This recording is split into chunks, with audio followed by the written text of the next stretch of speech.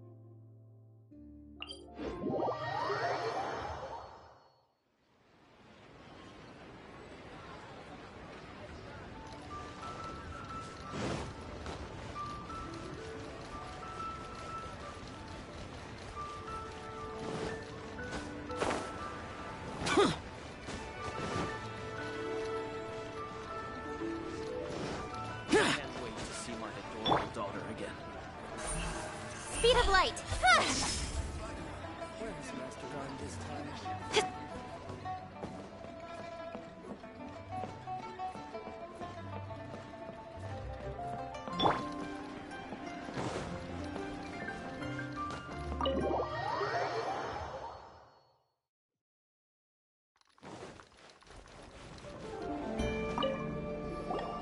Welcome, friend of child, and congratulations on the first day of your illustrious career with the Fatui.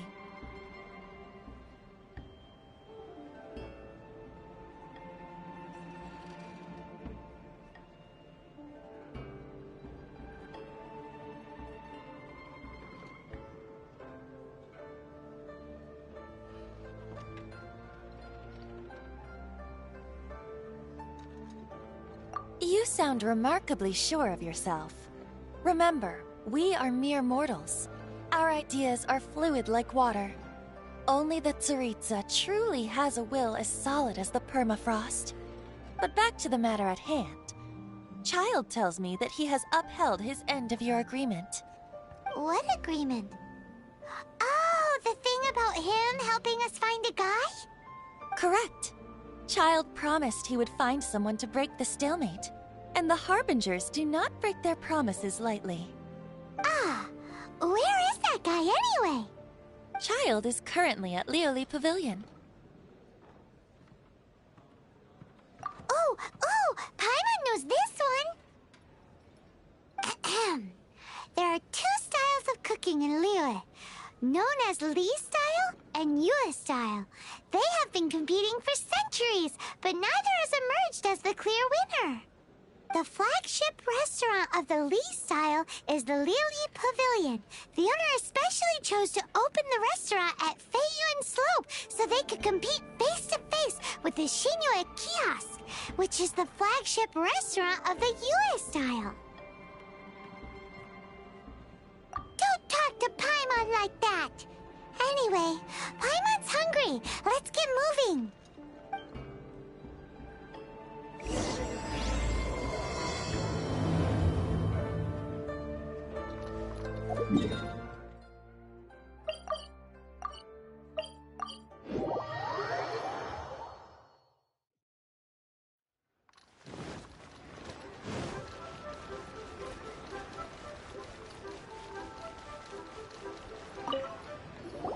Aha, you made it. As promised, I found someone who can help you. Someone who can solve the mystery of why the Liu Qixing would hide the Geo-Archon's vessel. So, where is he? In Lioli Pavilion? He certainly is. Come, I'll introduce you. I took the liberty of setting up a business dinner, as per the Liu custom.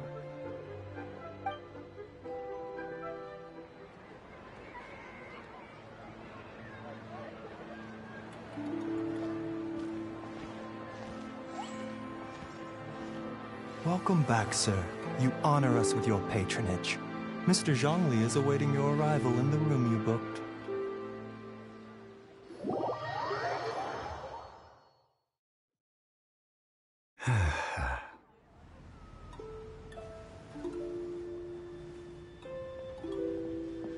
Hi.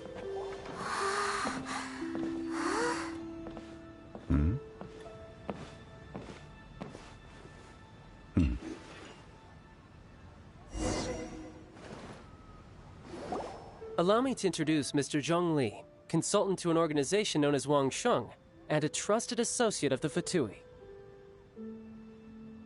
Indeed, Wang Sheng's line of work can be sensitive at times. Let's just say they understand when discretion is needed. And we, the Fatui, have always been glad to do business with friends who walk in the shadows. Walk in the shadows? It is an honor to meet you. I have heard tell of you from Mondstadt. Discretion? Shadows? Is Wangshan some kind of business involving dealing with people? Indeed. It is as you have guessed. The Wangsheng Funeral Parlor organizes burials. We ensure that those who pass on do so in peace. Huh? Did you think he was some sort of hired killer? The Fatui calls many such people friends, but the Wangsheng Funeral Parlor does not dabble in such business. Well, ostensibly.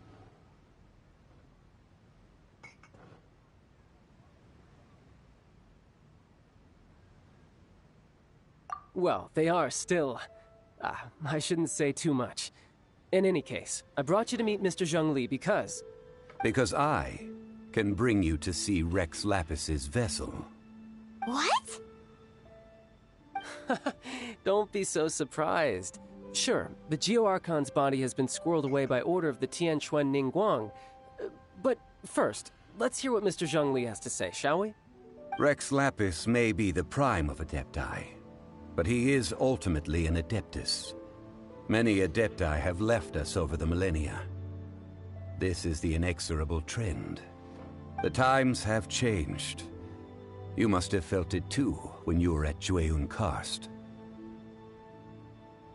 Archons go by many names. The god of contracts, the god of commerce, the warrior god, Morax, Rex Lapis. Is the idea that he also has the title of Adeptus so strange?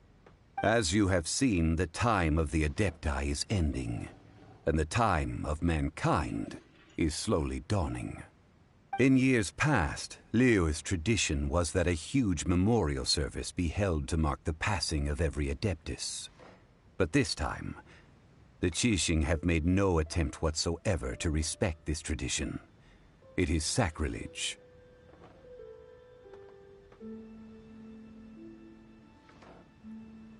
Yeah, the killer hasn't even been caught yet. Deicide or not, the concern of the Wangsheng Funeral Parlor is this.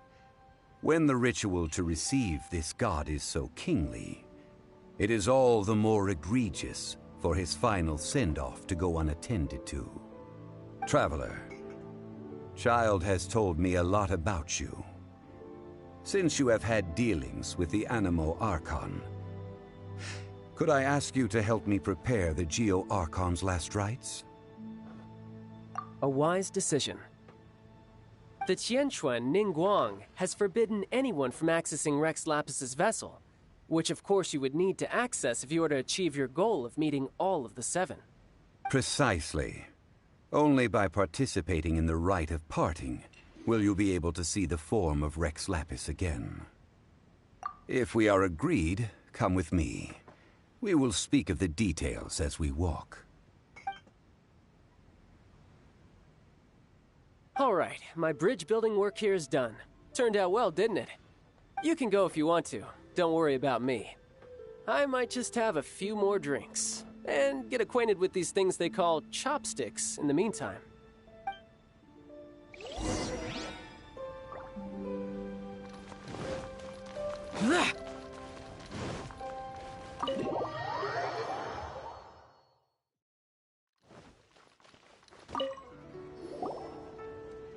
After having experienced the land of the absentee Archon, traveler, how does it feel to know that our Archon and Adepti are here all around you in Liyue?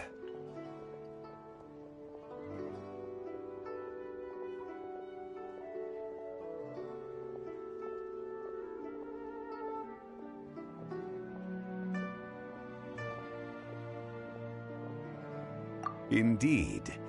The weight of 3,700 years' worth of history runs deepest in the true divinity of Liyue. Organizing the rite of parting should prove to be an enlightening part of your travels. Liyue is the most prosperous of the 7 nations, defended by deities and ruled by the Qixing. As such, the diplomatic maneuverings of the Fatui have gained no purchase here. Ningguang of the Qixing has always been on her guard against the Fatui. That is in all likelihood why Child wants to make use of the Wangsheng funeral parlor's connections. Huh. What would Child get out of us doing the rite of parting anyway? I neither know nor do I wish to know. As far as I am concerned, the Fatui are merely financial sponsors. I only wish for Liyue's traditions to endure. These are the advance funds that Child has provided. If you use them up, you can go to him to apply for any subsequent funding. Wow! Well then, let us be off. The first step in our preparations shall be to obtain some prized Noctilucous jade worthy of a deity.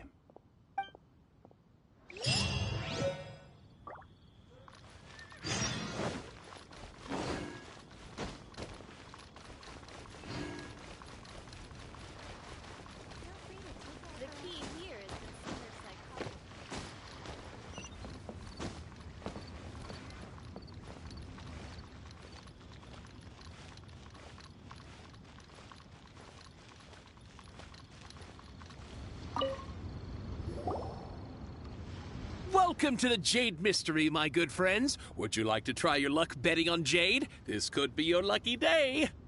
It's cheap and it's fun, and who knows, you just might strike it rich. Betting? No, we're here for... what was it again? Noctilucous jade, of radiant grade at the very least. Radiant grade, Noctilucous Jade? I see. You're not a tourist. My apologies. I have some here for your perusal. What do you think? The Jade Mystery is an old name in the jade business. Just look at that wonderful quality. Rex Lapis doesn't often bless us with such finery. Go on, pick whichever one you like. These 3 pieces really do look pretty. Not like the ones you usually dig up. But how do we pick? Should we just grab one and go? Oh? You want me to decide? That is fine as well. If it were me, the answer would be simple. Oh? And that would be... I'll take them all, boss. Oh, you act with such panache, good sir. I always knew you were not a man of ordinary caliber. Oh, wait, boss! That one didn't count! We need to discuss it again!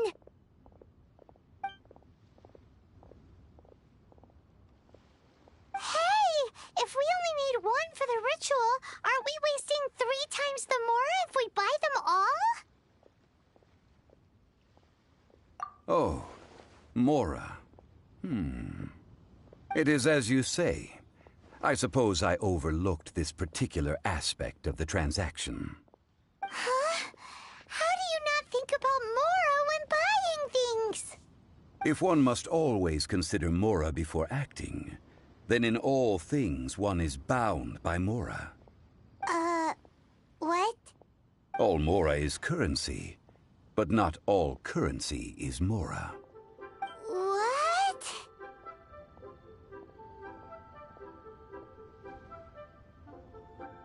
Is this how the rich live? Well, he knows a lot about about big money, but not a lot about big savings. No need to waver. Even when I am constrained by Mora, I have ways of working around my limitations. Evaluating the quality of Noctilucous jade is indeed very tricky. As crude ore, there is little difference in texture, lustrousness, and internal pattern between good and bad jade. Only after the item made using Noctilucous jade has taken shape will you be able to see whether it is up to par or not. If you return to those crafty merchants to quibble, they will counter by saying that your crafting bench is to blame, or that your heat control was poor. Whoa! To think it's that easy to get cheated. But there is a way to truly evaluate this jade, and a true insider would know it. A fool sees the pointer and misses the moon. What does that mean? If you point at the moon with your finger, a wise man knows that you are pointing at the moon, while a fool will only see the finger. The patterns, the facade, these are all the finger. Noctilucous jade is a mystical stone used to light up the darkness, and so its brightness is the important thing. It is the moon. Noctilucous jade of excellent quality would have superior pyro affinity. In other words, the bluer and brighter the luster of the ore under high temperature, the higher its quality. I have imparted the priceless secrets of the jade trade to you. Now, all that's left is to put it into practice. Priceless, huh? Paimon's just said that we might never be able to use it again. We're back to buy some rocks, boss. But can you let us burn them first? Burn them? You can't do that, my friends. If you were to do so, what would I have to sell?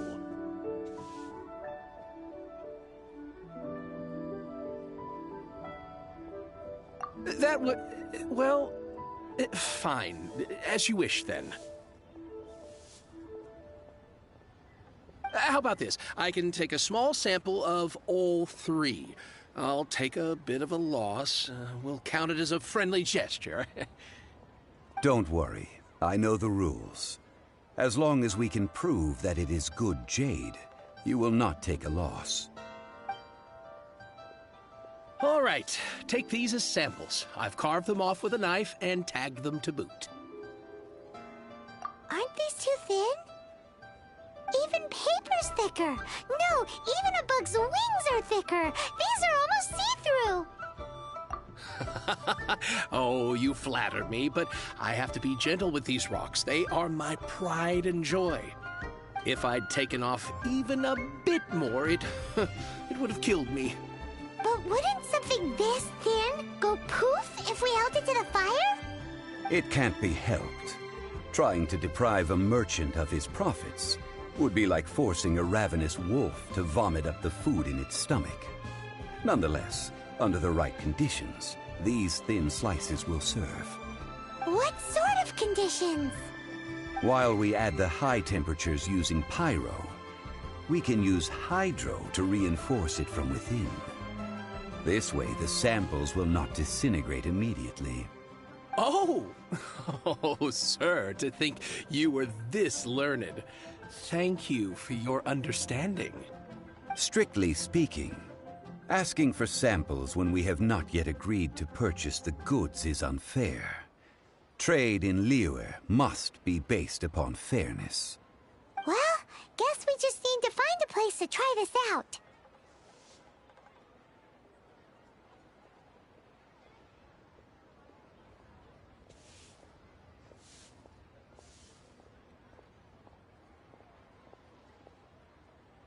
You mean at Wanmin Restaurant? As long as we do it when she's not in. That would not do. It is a place where people come and go. They would be endangered if the elemental reaction were to get out of control. We cannot take such a risk. Oh, Paimon remembers! We once saw this big pot down at the Data Upa Gorge in the camp of the hilly churls from the Meaty tribe. It's real sturdy and should be able to take the elemental reactions. Now, let's pack those samples up and make a move.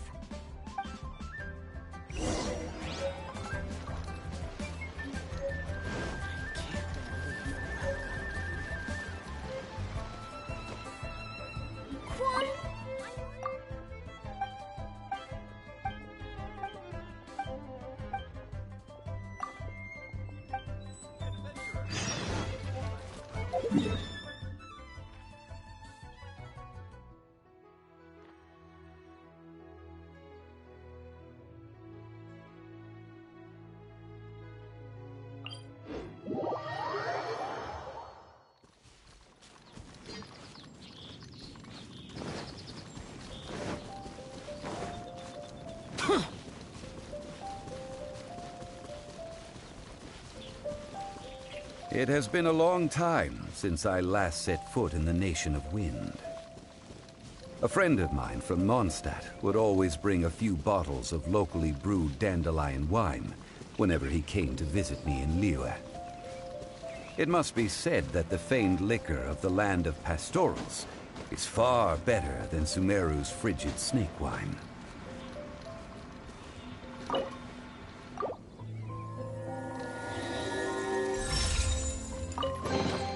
If it's useful, I'll take it.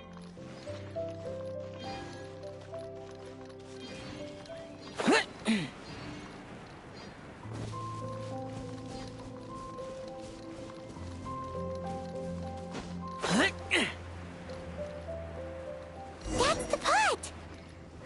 It looks like the hilly trolls are still using it. It's a bit polite, but we gotta cut the line.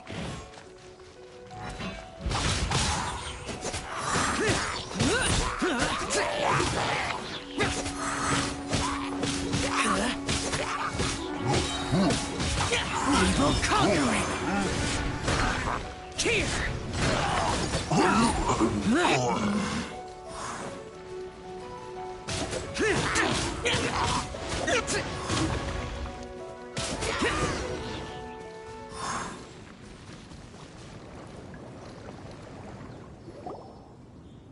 There's still soup in here. These hilly trolls sure have big appetites.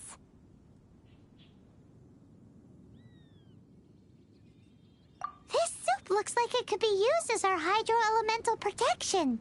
Let's fire it up and begin our experiment. We're ready to go. Paimon will help remember which one of the three is which. Use pyro to keep making the pot hotter until we get the results we need. Mr. Zhongli said that the shinier and bluer the ore gets, the better it is. So, pay close attention.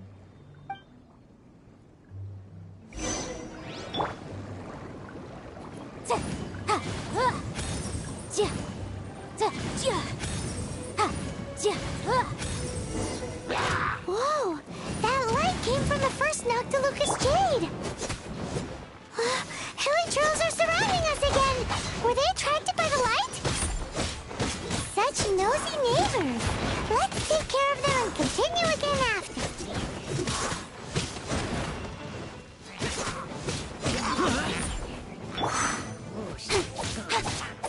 Don't blink!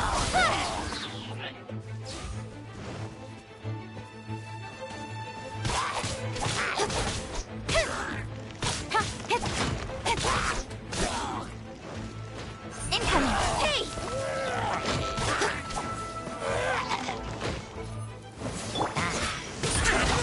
Useless.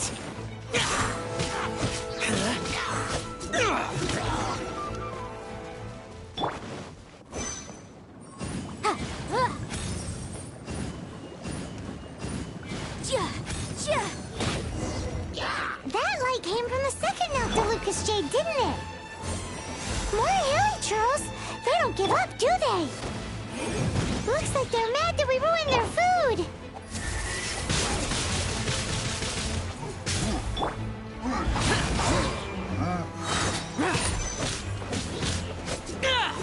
Lament!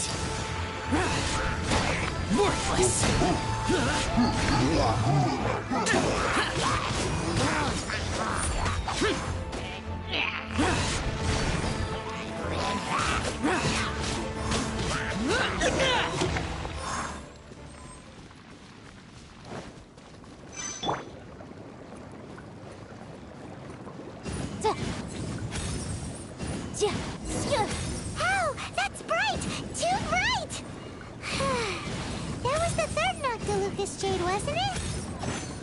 It was so much shinier than the rest. Let's go with that one. Let's head back to the Jade Mystery to buy some jade, shall we?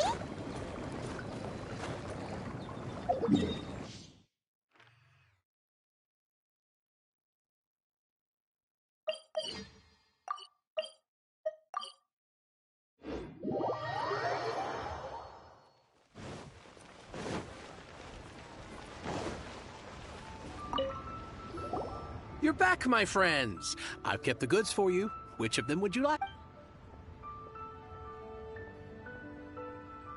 Exactly! That's the one Paimon remembers too! No problem. If you have your eye on this one, you can have it. Then we'll take a box of the third type of jade. Done. All the same, and pardon me for asking, but I'm curious. Whatever do you need this much top-quality Noctilucous jade for? I suppose it would not hurt to tell you. We need them to make implements for the rite of parting. Parting?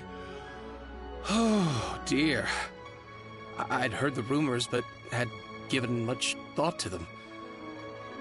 This means that Rex Lapis really is... Oh, it's hard to believe. Even though the Jade Mystery has been in decline, we have always been under his protection. It is said that when our Lord lost his way while going incognito in the city 200 years ago, it was a spoon from the Jade Mystery that he had used to sample the local delights. Alas, alas, all things must pass. Well, if this is to be used to say farewell to Rex Lapis, then I shall sell this to you at half the price. Are you sure? You didn't want to even give us an inch before. If not for our Lord's protection, this city wouldn't exist as it does now. No proprietor could earn money off such a thing.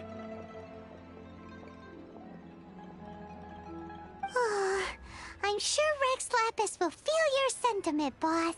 In the safe hands of the Liyue Qixing and good honest merchants such as yourself, I for one believe that Liyue will continue to prosper as it always has done. All right. Thank you, my friends. What's with me getting all sentimental like this? I'll practically be giving away all my fortune at this rate.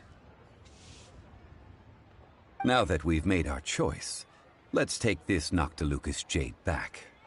Hey, wait a minute. He said it was half price, not that we could leave without paying. Oh, right. I'm sorry. I must have forgotten to do that too. Let me see. As I thought, I didn't bring any. Any what? Mora. My apologies. Another oversight on my part.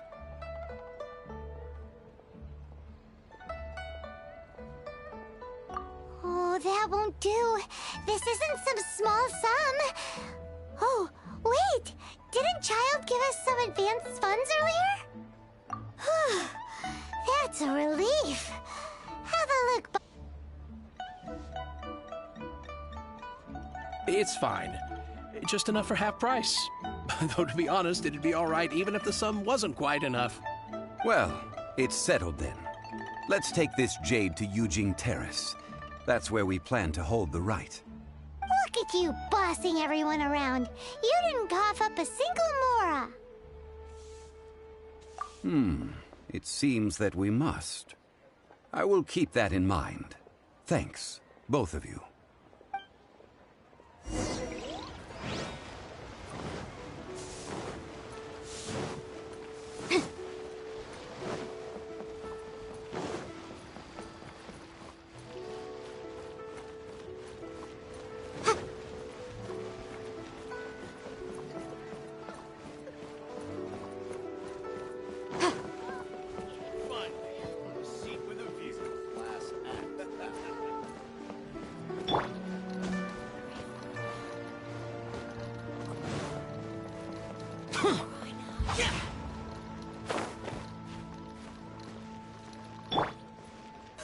Don't blink!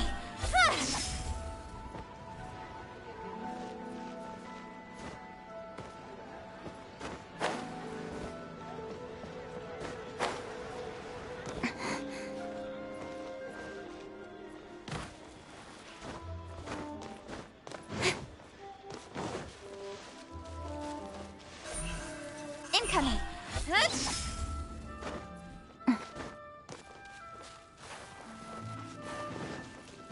Huh?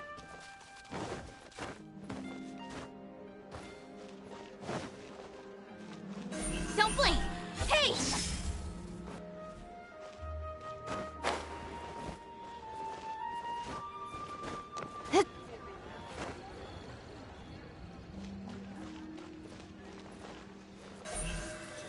Speed of light!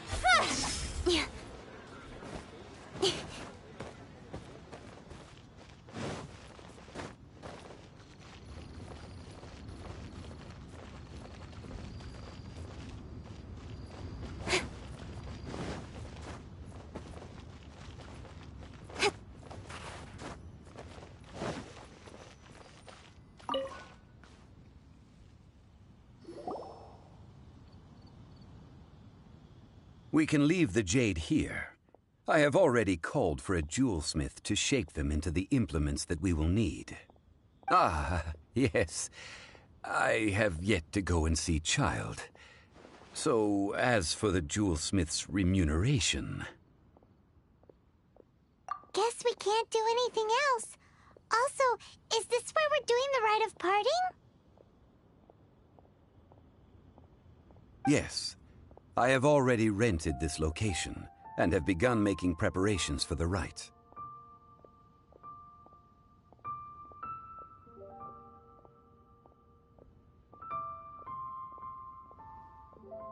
The Liu Qixing have agreed to this arrangement. But when something this big happened here, should suspects like us really be at the crime scene? We might get caught by the Millilith. Although with that said, since we got back from Dwayne Karst, none of those pesky Millilith soldiers have come chasing after us. Wonder what that's about. Also, the, Rex Lapis vessel... Traditionally, we call it the Exuvia. Ah, right! That's what it was called. You seem to know everything, Mr. Zhongli. So, was this Exuvia hidden away by the Qixing? I mean, we haven't even figured out who the murderer is. One must think that they already have someone in mind. Or perhaps they already know. Surely they must have found all the evidence that there is to find here.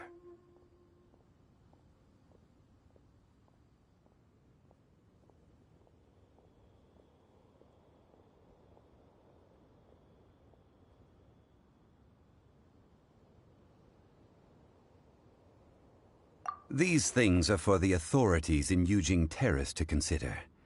Trying to help would probably only add to their troubles. Before the rite is conducted, the Exuvia will be kept temporarily in the Golden House. Golden House? The only mint in Liyue, which is to say the only mint in Tevat. All the mora that flows throughout the world is minted there. Wow! Oh, no! Paimon wasn't thinking about anything bad. Paimon thinks it suits Morax. But why do you know this, Mr. Zhongli?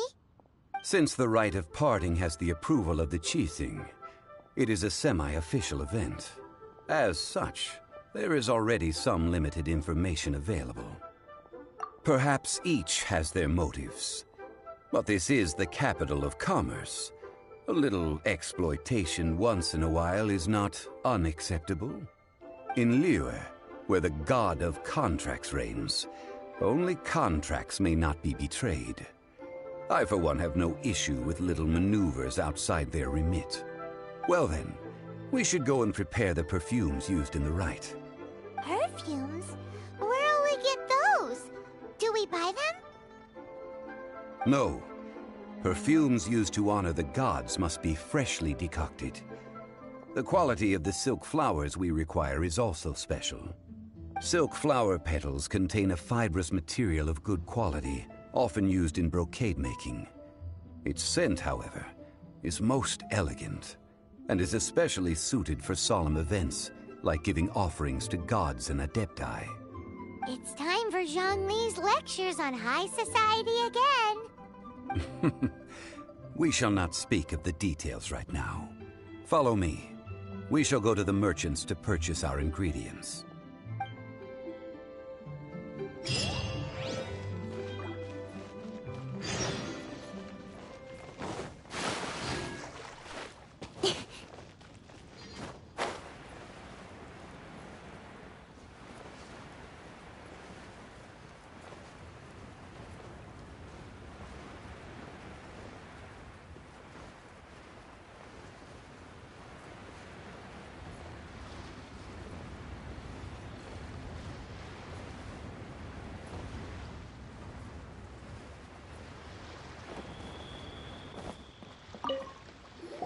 Hey, boss, do you sell silk flowers here? Silk flowers? We certainly do. Which kind would you like? Which kind? The good kind?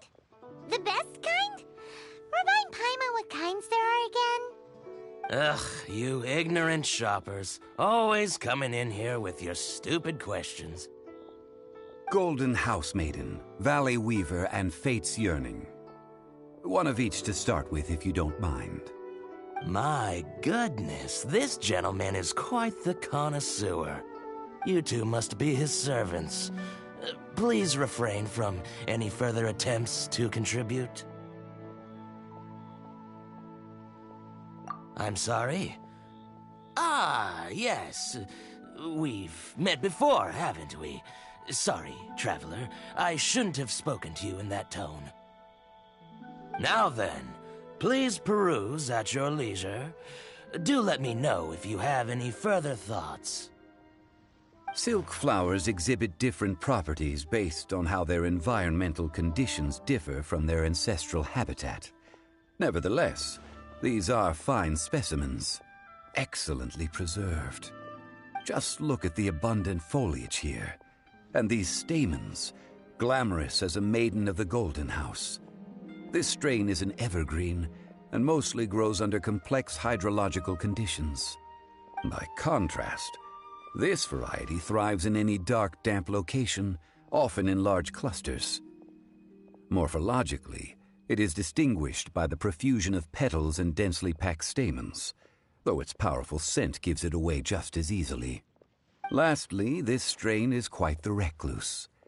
Unlike its exuberant cousins, flowers and foliage are minimal, and when in season, it has a subtle yet enduring scent. It was first discovered by the ancients when they scaled the mountains in search of the Adepti. Silk flowers have all but disappeared from the wild today due to geographical changes over Liyue's history. Most are not grown by horticulturalists. Wow! A true connoisseur. Most of that was news even to me. I possess but a smattering of trivial knowledge. My traveler friend is the one to watch. They are on track to set foot in every corner of the world.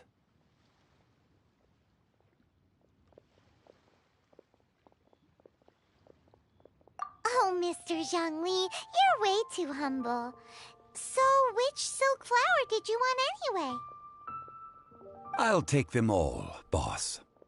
Again? How can I put this?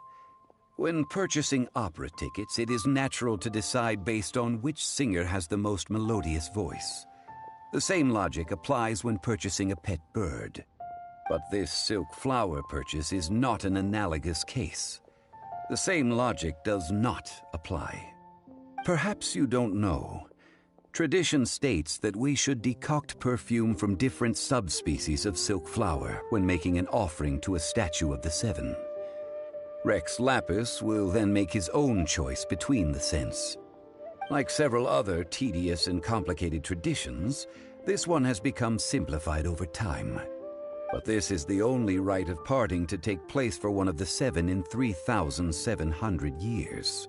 As such, I do think we should honor tradition down to the last detail in this case. Now that's settled, a question.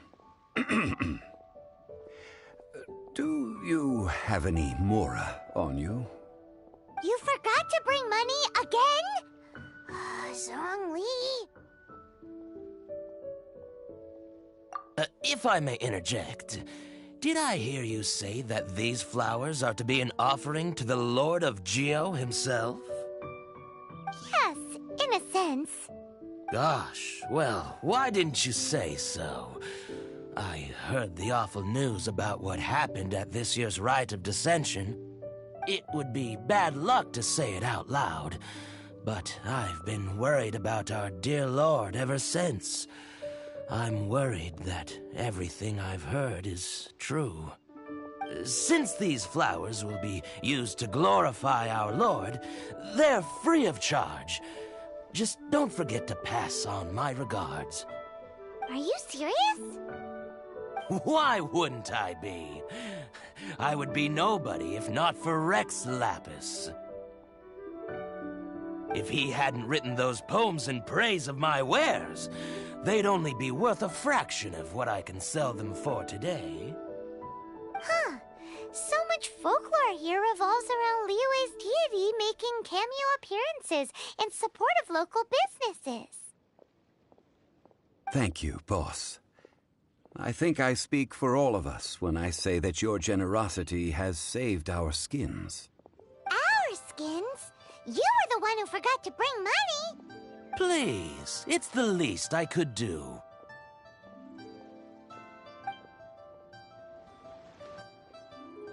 So, now that we've got the flowers, how do we make the perfume? Ideally with the help of an expert. Unfortunately, none of my acquaintances have personal experience in the art of decoction. Talk about first world problems. Hence, I need you to help by asking around in the city. Try the common folk, especially women. So this time we get to go around town looking for nice-smelling ladies to talk to? Paimon likes this job. I will wait for you near the Statue of the Seven.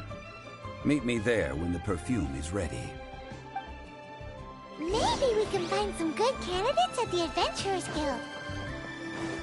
Let's ask Lan. She's master of the Liyue branch, right?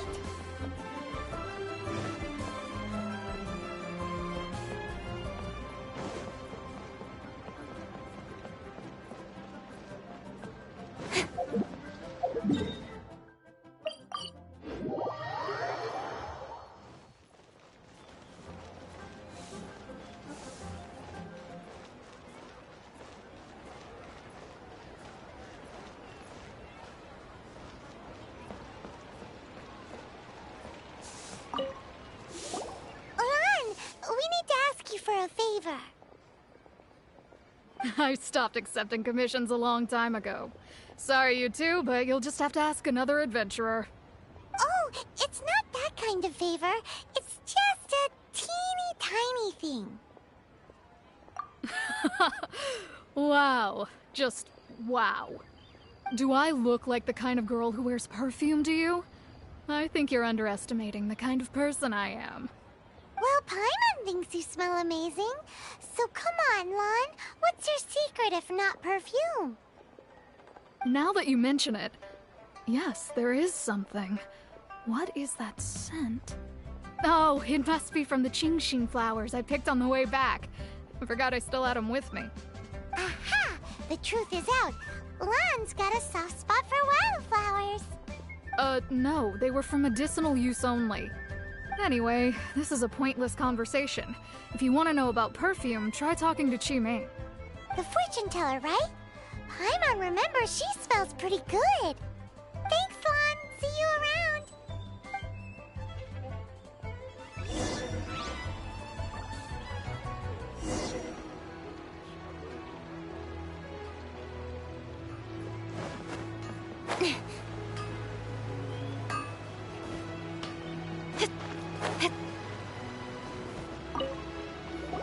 Hello.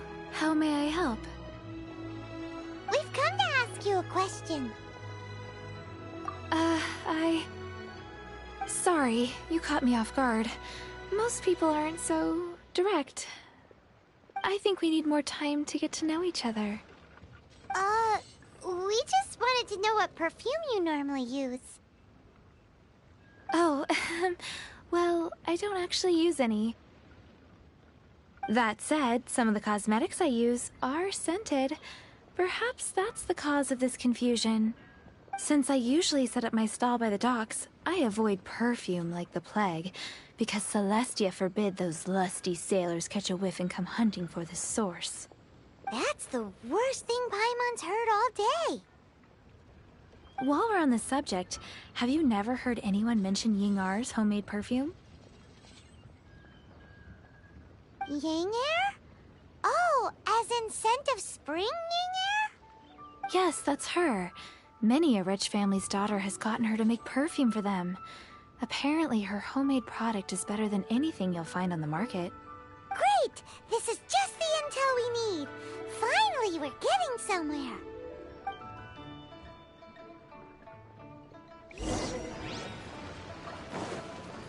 Long sword in hand, and the world at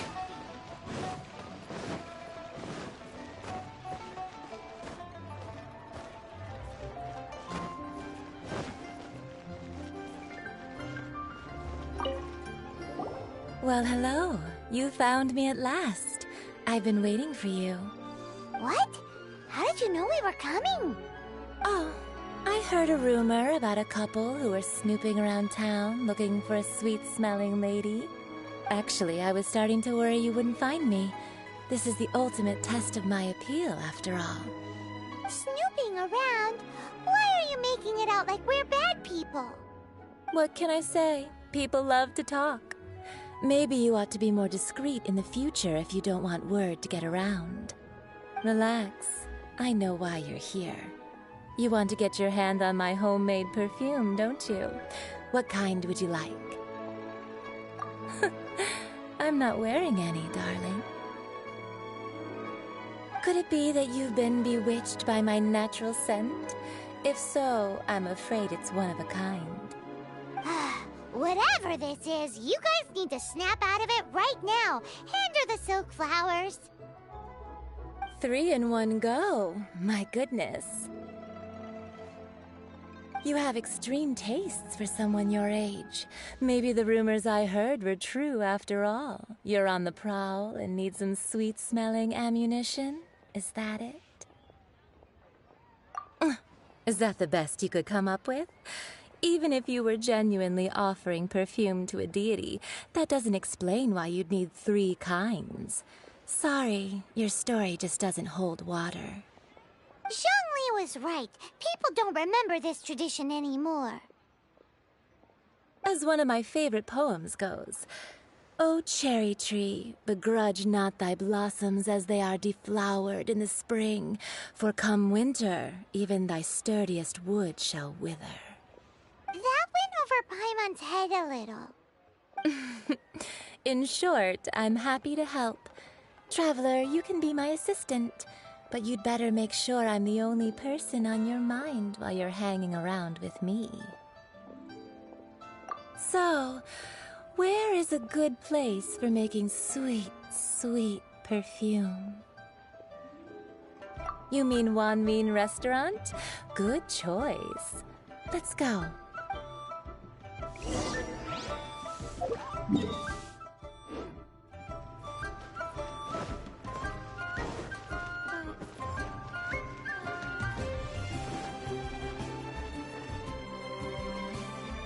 Try something new at the Wanmin Restaurant. I've had a word with Chef Mao. We can start work now. Are you ready to please me? What did you say? I meant make me proud, as my assistant, obviously. While I'm setting up, you can go and fetch some water. Try something new at the Wanmin Restaurant. Cheap and tasty chop suey!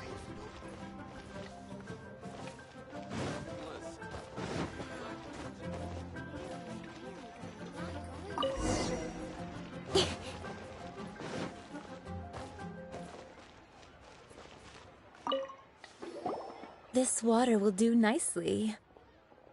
Now, I need you to extract the silk flower essence using a crafting bench. Perfume making uses an altogether different technique from alchemy. Here, let me teach you. Very carefully, take hold of the mortar and pestle. Gently does it.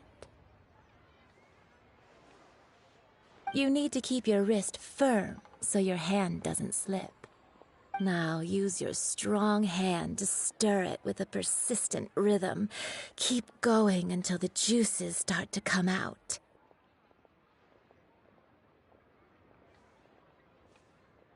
Ooh, you're a natural, like a fish to water.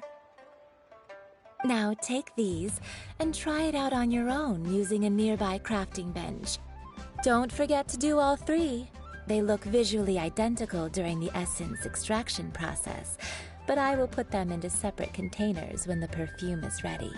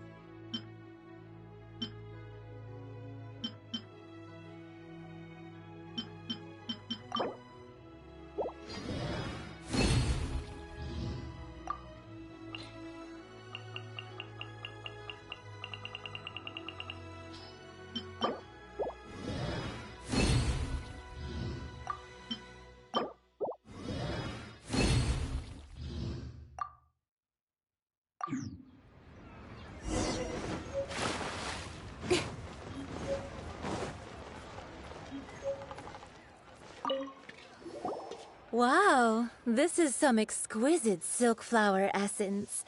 On to the next stage, the most important one of all.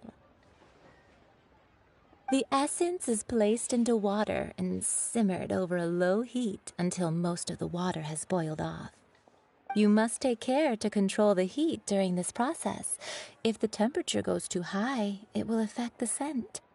So please focus on controlling the heat. This is the final step. Don't waste a drop of that essence now. We want all of it in there.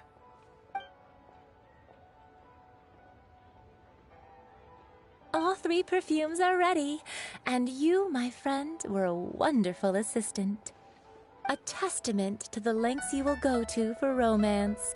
It's so rare to see nowadays. Wow, you actually remembered my throwaway comment. You know, you're cuter than people give you credit for.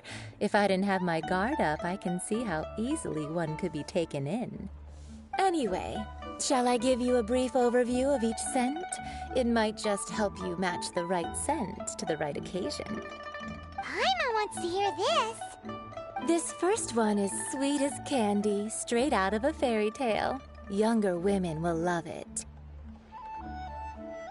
The second one is for those with more refined tastes, the first choice for daughters of high society. Finally, the third one has a soft but lingering scent, like a mist that captures the last light of dusk. Mature women adore this one. All clear? Don't get them mixed up now. You'll ruin the mood. Good. Be sure to come visit if you ever need help with anything, okay? I'll leave you with some parting words. One who tries to sail 3 boats simultaneously should be careful not to go overboard. Come and hang out with me at Scent of Spring sometime, okay? Let's take these 3 perfumes over to the Statue of the Seven. Mr. Zhongli's probably been waiting a while. Don't be shy.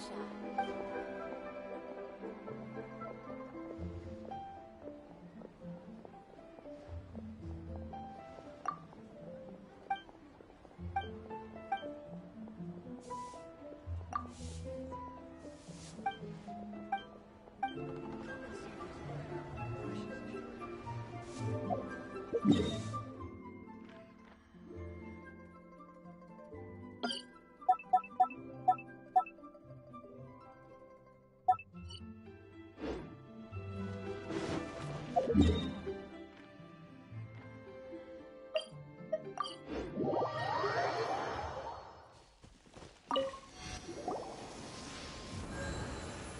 brought the perfumes, Mr. Zhongli. Did we take too long? You were just staring up at the statue. Oh, you're back. Don't worry, I haven't waited long. Compared to the watch that Rex Lapis's statues have kept over Liyue, this was but a brief moment. Well, how can a person compete with a statue? That is true. Well, have you brought the perfumes? 3 sets, and not 1 less. Thank you both. Let us offer them up. This is the first kind of perfume. Miss Yinger said that it's sweet as a dream, and it's liked by younger ladies. This is the second kind. It's got an elegant smell, and the daughters of high society love it. The third kind has a gentle but lingering fragrance. Something like the dusk mist. And it's a favorite of mature ladies. Oh, what was that?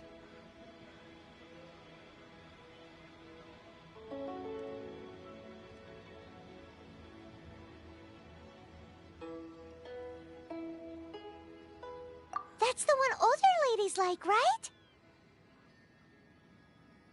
Does that mean that Rex Lapis is actually an older lady? Perhaps. Perhaps. Rex Lapis has taken on countless forms. Perhaps that really was one of them. What a shame. We only got to see the giant dragon form, and... Let's hope the Qixing can catch the real killer. We can leave that to the authorities. Let us focus on the fond farewell for Rex Lapis. So, we finished another step in our preparations. What's next?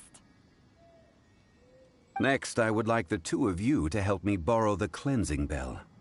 Cleansing bell? At present, a friend of mine named Madame Ping is the guardian of the cleansing bell. She lives near Yujing Terrace. If you ask her, she will know what to do. Sure, but aren't you going to come with us?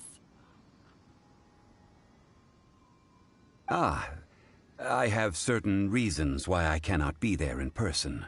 Please, do this for me. Man, why's he gotta be so secretive this time?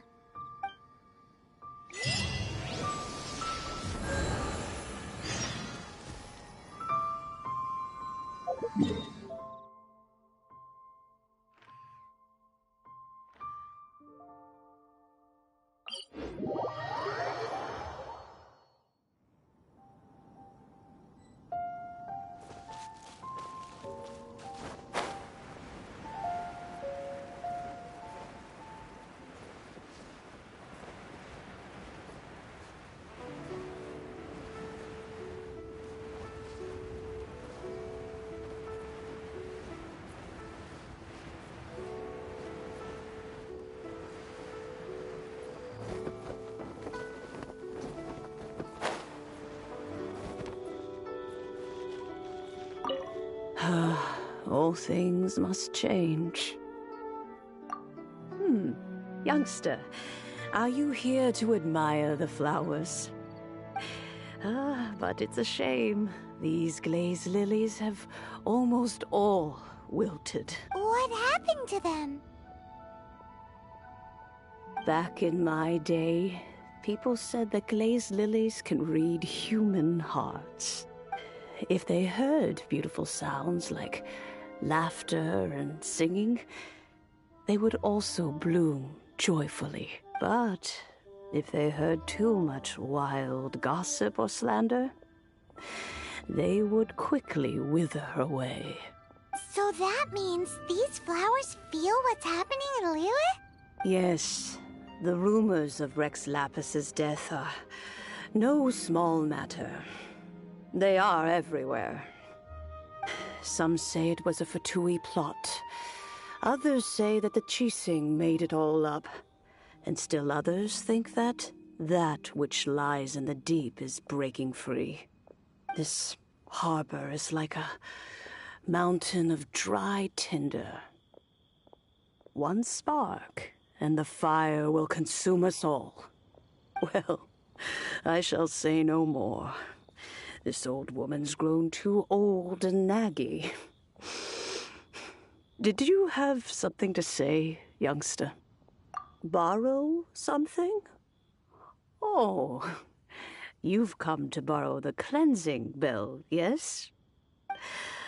Apart from that, I don't have anything of value that you youngsters might want. But it was not originally mine, either. That trinket used to belong to a friend of mine.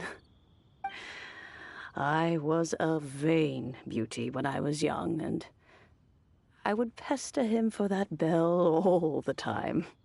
He could not dissuade me, and so he gave it to me. But he said that if someone should come to borrow it, I must not be loath to give it away.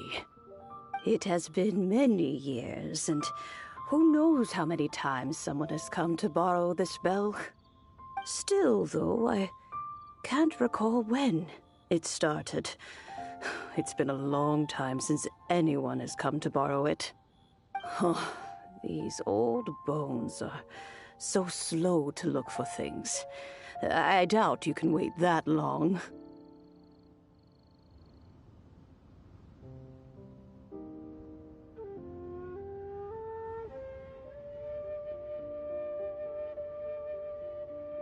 What a weird thing to be proud of. All right, children, there is no need to worry. I didn't place the bell very far away. Do you live near here, Granny? Whoa, but this is Eugene Terrace. It's gotta be expensive. Oh, an old lady like me can't afford to buy a place in this city. See this ceramic teapot? My entire household is in here. How does that work? What? There's no way Paimon would fit in there. And why do you need Paimon to go in anyway? Can't you just lift the lid and look inside? Oh, youngsters. I simply mean that the bell is somewhere inside this teapot, and you are quite welcome to borrow it. If you can find it.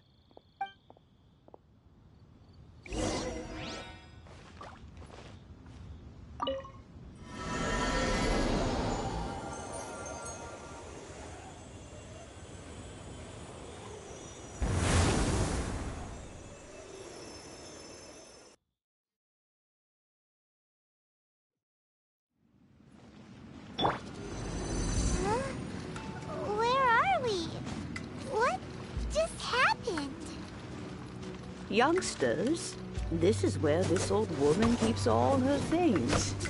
Quickly now, go fetch that bell. Whoa! That sounds like Granny's voice. So, this is her teapot?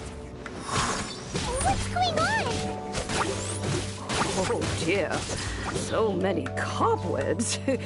It seems I really haven't cleaned it in a long while. Sorry to trouble you, children. Please help an old lady clean up.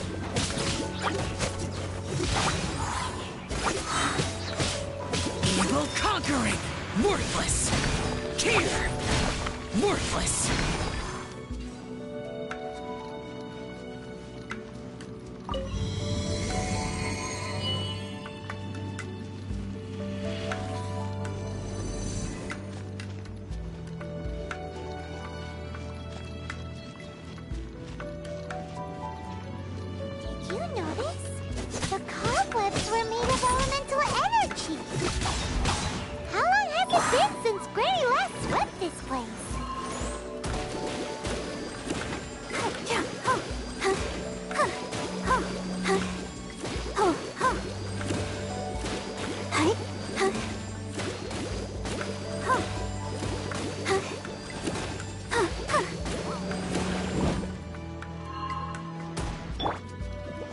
Useless.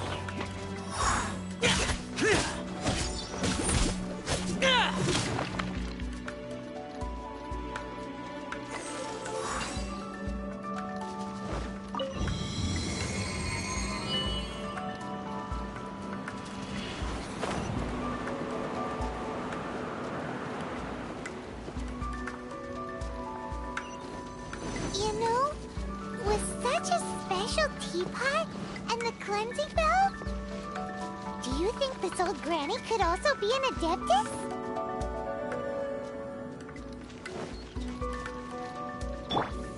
Don't blink! Hey! I'm more and more convinced that she's an adeptus. But don't they all live in Cheongsam Karst? Why would she stay in the city? This is a taste.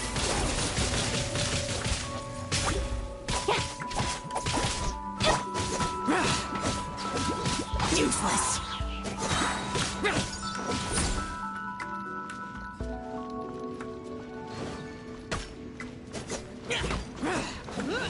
That's it.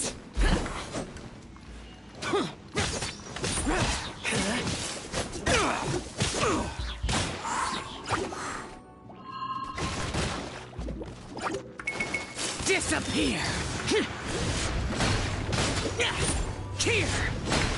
Worthless! Prepare to die, fool! Here!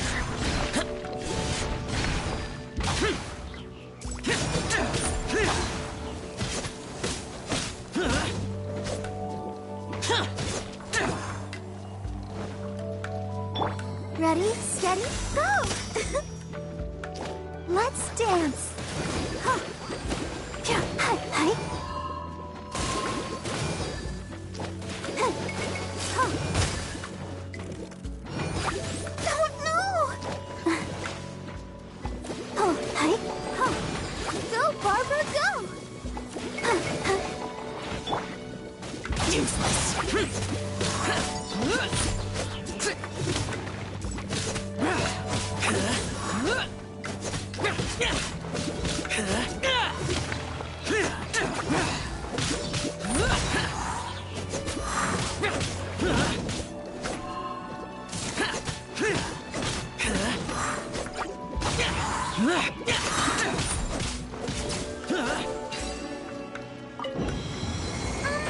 How many levels does this teapot have? It would be nice if we had one of these too. Or at least we wouldn't have to camp outside.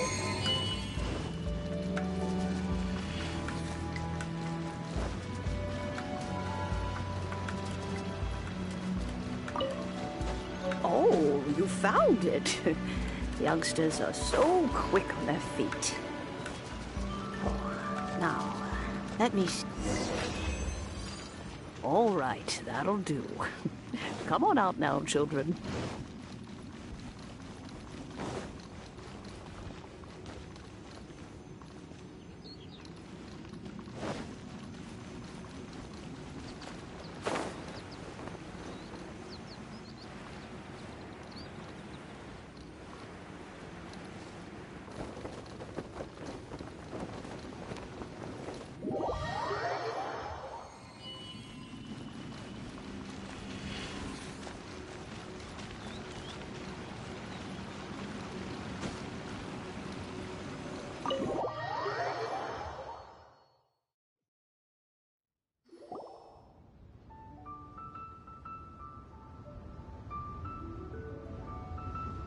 Oh, in and out in no time. You youngsters really are quick. An adeptus. Oh, I haven't heard anyone say those words in earnest for a long time. As to whether I am one or not, child, surely you already understand. Paimon kinda knows what you mean, but is also kinda confused. Are you really giving us the bell just like that, Granny? Don't you think it's weird? Something's just happened to Rex Lapis and then we come running up asking for it? Oh, don't be silly. Liyue Harbor has been through a great deal in its history. In that time, it has seen the departure of countless Adepti.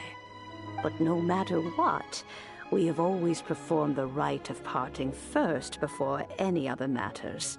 To cry, "Catch the murderer," at the top of one's lungs, but ignore the rite of parting. That, to me, is what is wrong-headed. Now that you have come to borrow the bell, I guess that perhaps an old friend of mine has finally decided to take matters into their own hands. So, why would I be unwilling to lend you the bell?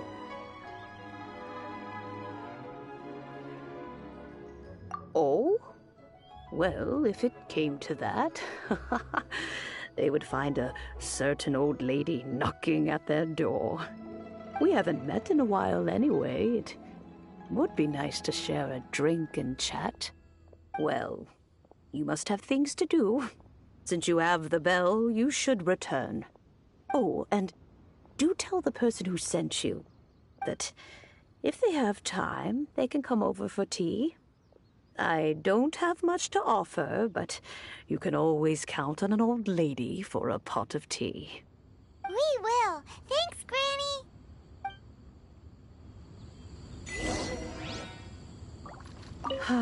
Let's just hope.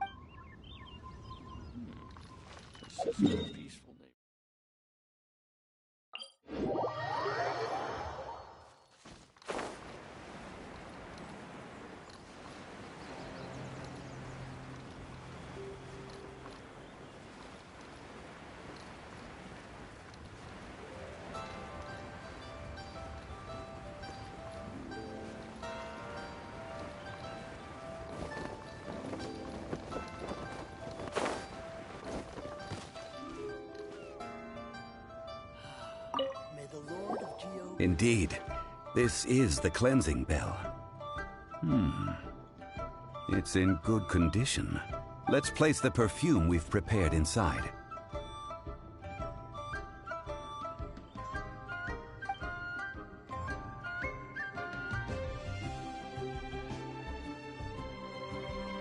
Of course. How would I know that the bell was with her otherwise? That's suspicious. But if you don't want to talk about it, we won't pry. Oh, yes, that old granny asked us to tell you something. If you have the time, you can come over for tea. I don't have much to offer, but you can always count on an old lady for a pot of tea. That tone does not suit you. Still, her teapot is indeed very good. There are none better for brewing tea.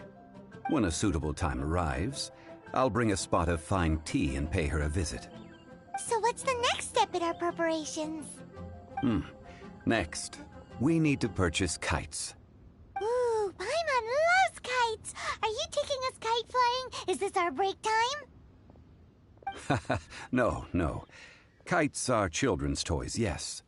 But they also play various symbolic roles in Liyue's rituals. I will explain it to you. But our next course of action should probably be to purchase the kites first. Oh, sure. Curiouser and curiouser.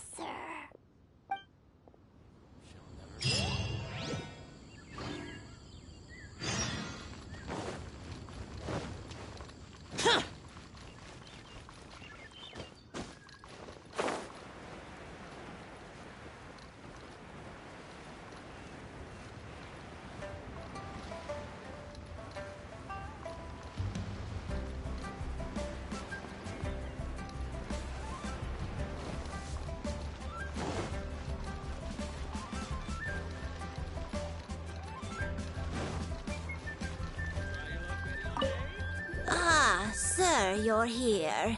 The 7 kites you asked for have been made to order. Would you like to take them now? Yes, thank you.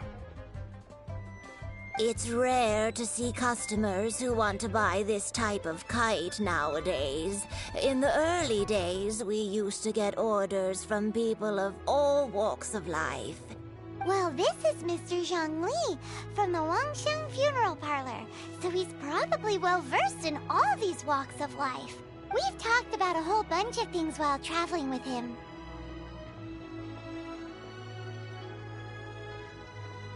He seems to know Liyue's favorite topics, money and government, really well, but he likes talking about less useful topics instead. Well, that's because I prefer to share fun things with you. Children's toys are very fun things, that's for sure. I enjoy watching the children at play as much as anyone else, but there is more to it than that. Finely crafted toys are well loved by children, but this craft itself has been honed over thousands of years, and there is meaning behind that. I have made kites in Liyue for 40 years, and I am intimately familiar with the forms passed down from my ancestors. The meaning of these 7 kites is far from banal. Indeed. These are decorations used in the rite of parting. The 7 kites represent the 7. I took the liberty of coloring outside the lines when doing the insignia of the Animo Archon.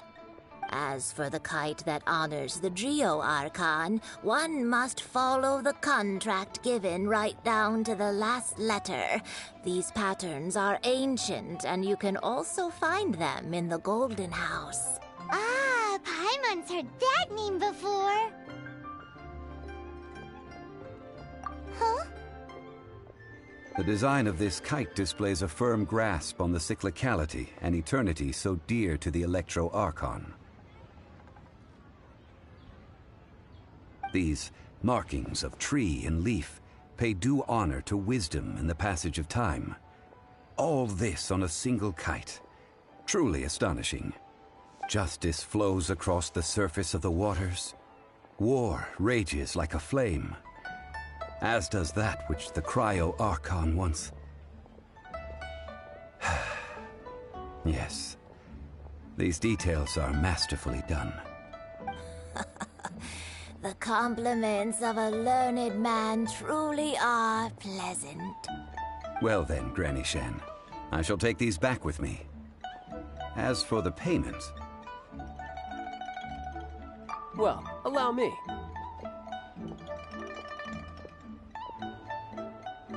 Hey, it's Child!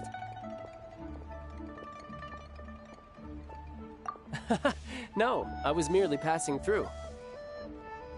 I see Mr. Zhongli's the same as ever.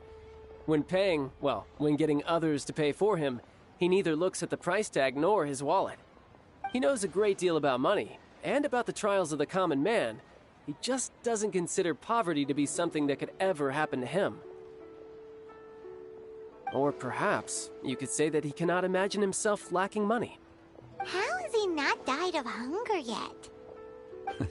Child, you are as fond of jokes as ever. Well then, since we've purchased our kites without incident, there's no need to take a break before moving to the next step in our preparations. The rite of parting requires helping hands as well as materials. We should be able to find some people near the harbor. Oh, by the way, take this bag of money. You probably won't want to let Zhongli do the bargaining, if you know what I mean. Seems I missed out on some interesting information. I suppose I'll just have to find a more opportune moment next time.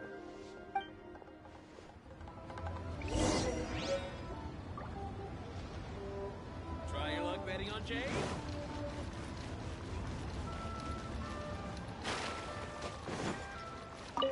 Hiring help? Sure.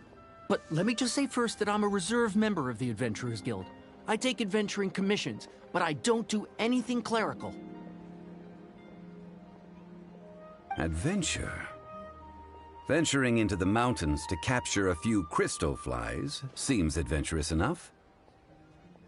That's not hard. Almost a bit too easy for a reserve adventurer. Never mind. I'll only charge you 15,000 Mora. What say you? A most fair price.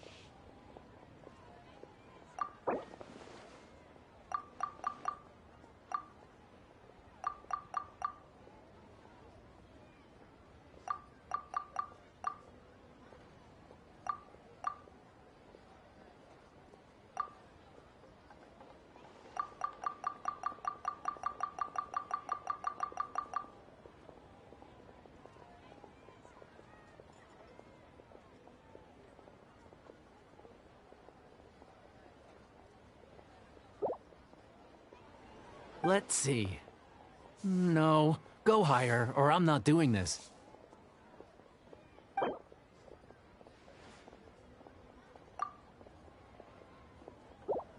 Let's see.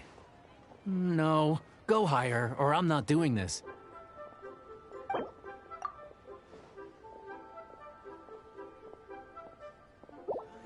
That won't do, I'm afraid. It's too little. Too little, I say. 15,000 mora, not one less. That's the lowest. Hey, don't get mad.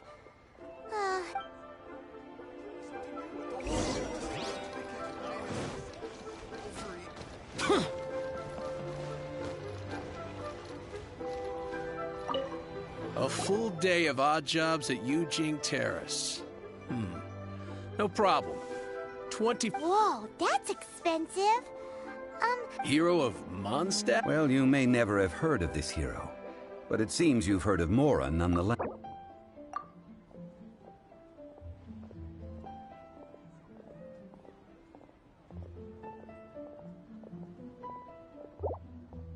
This price'll do. No loss to me for a day's work.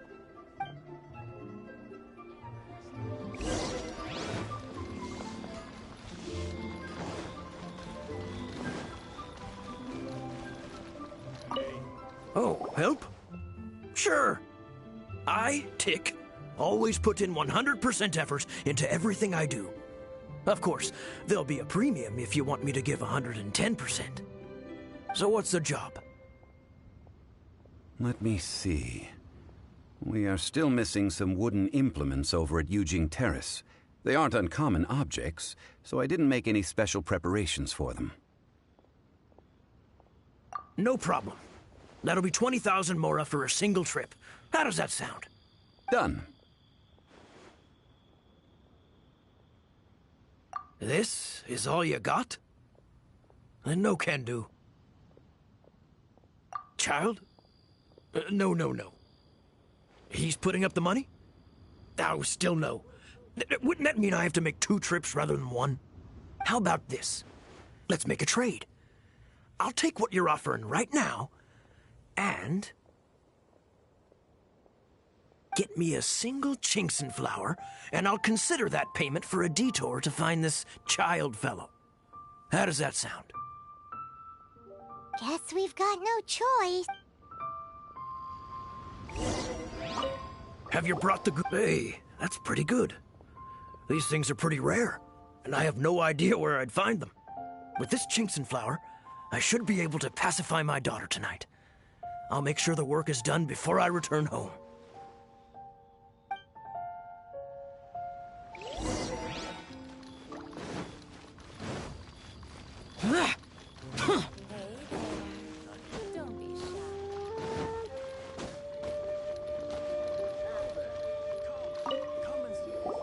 All finished then? Splendid.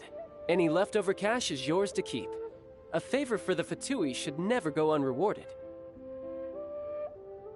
You think you can buy us off with some loose change? No way! Paimon demands to know when the next payment is coming. Well, how does this sound? You give me the information I need, and maybe I'll leave the Northland Bank's vaults open and unattended for half an hour. What info do you need?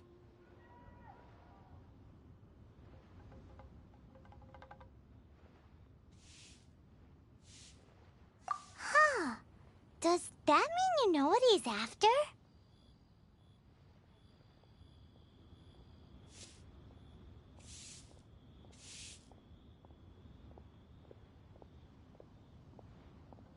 Yikes! You're right!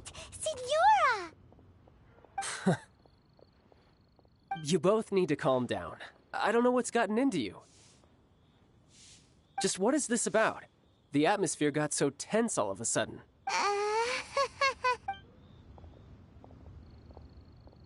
Next, we need some everlasting incense. For this, we need to go to Boo Boo Pharmacy, the finest pharmacy in all of... Is everything okay? Everything is fine. I was just informing them that they need not return the surplus Mora. Now, if you'll excuse me, I must be going. like Child wasn't happy with us just now. The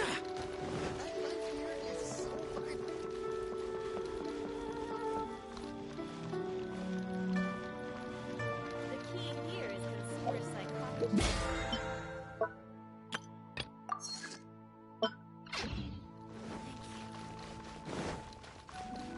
Useless!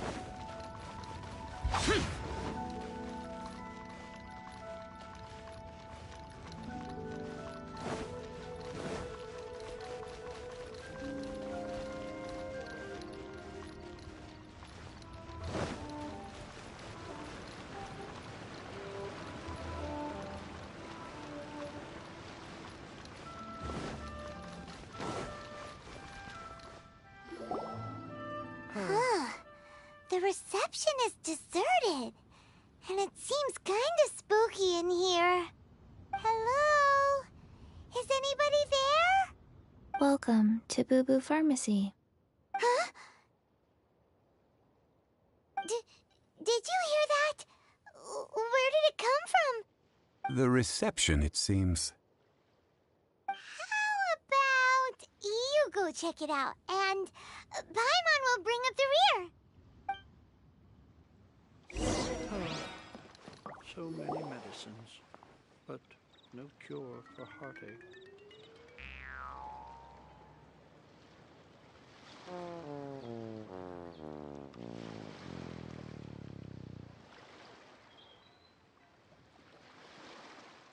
Oh, there you are. But you can't even reach the counter. Joke's on you. Paimon floats, so height is no restriction. Anyway, there's something weird about this one over here. What's the talisman doing on her forehead? It can't be. She's a zombie. Welcome to Boo Boo Pharmacy. I am Chi-Chi. Once upon a time, Chi-Chi died. Then, Chi-Chi was saved by the Adepti. Now, Chi-Chi is a zombie. Something like this would be unimaginable in Mondstadt. Hello, little girl. Do you sell everlasting incense here? Excuse me, sir. Did you bring your prescription?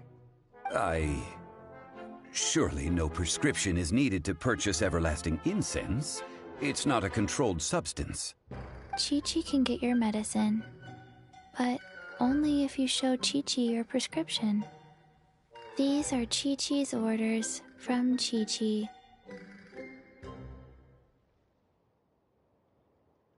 Zombies are limited to acting within the confines of their orders. And somehow in this case, the zombie issues her own orders to herself. My dear Chi-Chi, we didn't bring a prescription, I'm afraid. But we do hope that you can still help us find some everlasting incense. Okay then. How did you manage that? But Chi-Chi helps you. You help Chi-Chi. Only fair. Since when do customers need to do favors for customer service staff? Never mind. Just think of it as a peer-to-peer transaction. That way everybody wins. Sometimes in Liyue, the art of the deal is simply about victory via mental gymnastics. Go to Mount Tianheng, find the Guizhong Ballista, and hunt a cocoa goat. Please and thank you. Guizhong Ballista. I have heard of this device before.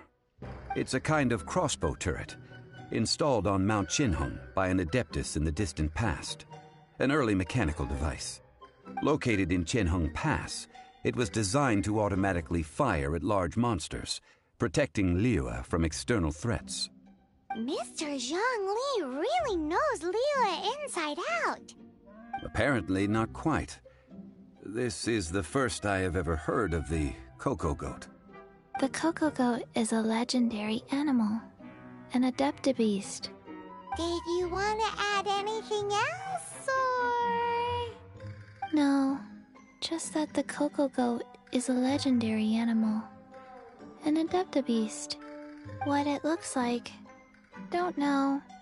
Where to find it, don't know either. Where it came from, also don't know. Very well then. Let's start by investigating near the Guizhong Ballista. Perhaps we will find some clues. What the heck is a Coco Goat?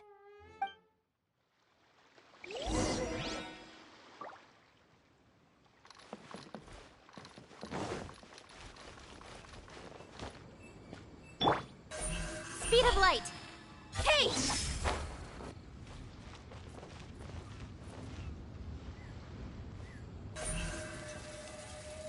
Don't blink.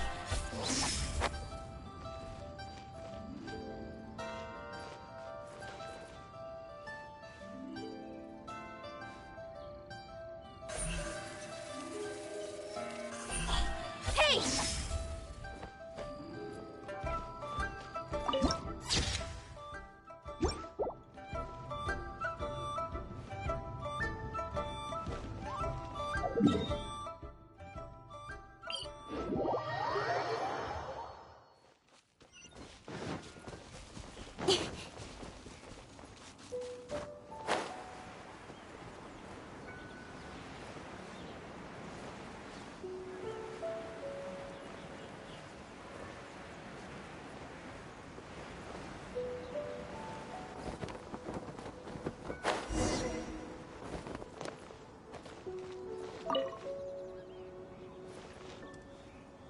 It's huge! Paimon can totally believe it took an Adeptus to build this. But how do you operate this thing? Just think how much strength you would need. It is currently inoperable in any case. This device is broken. Aw, what? It broke? After millennia of wear and tear, even Adepti contraptions are difficult to maintain. So what are we gonna do? Quick, Mr. Zhongli, use your unlimited high society knowledge powers!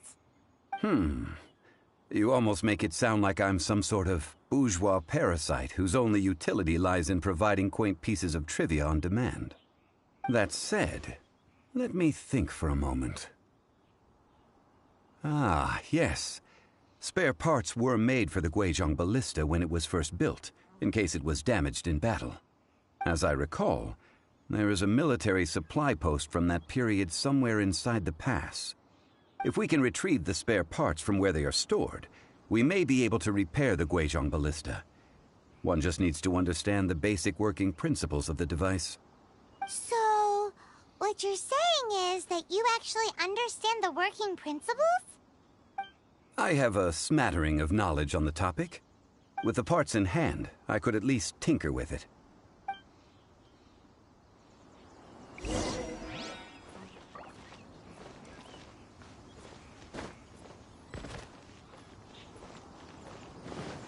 Where is that supply post? Here, posty, posty, posty.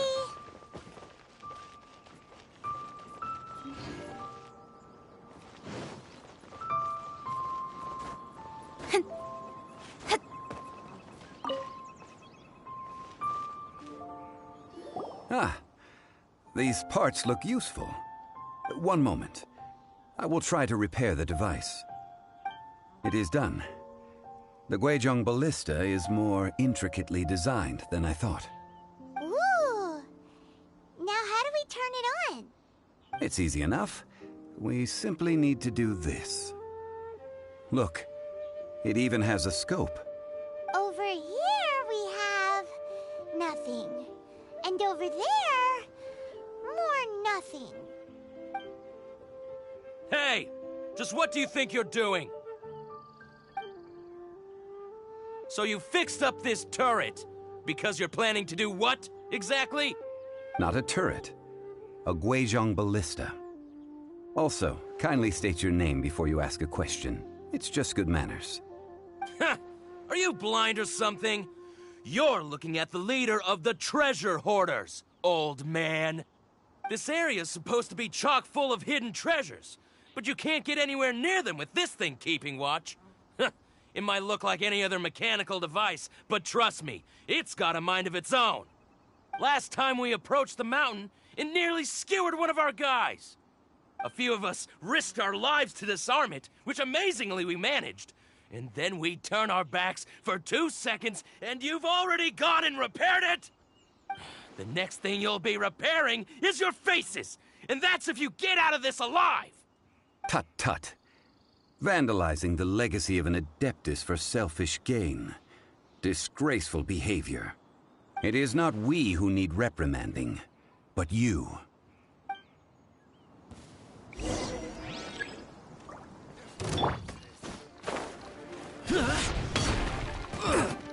Boring. Useless. Cat cross.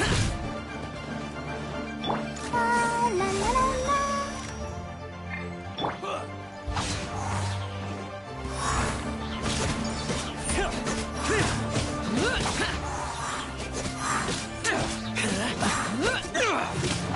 You're open.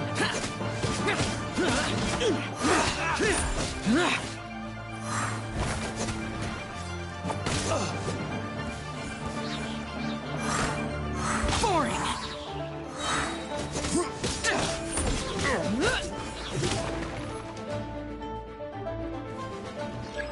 Another test subject.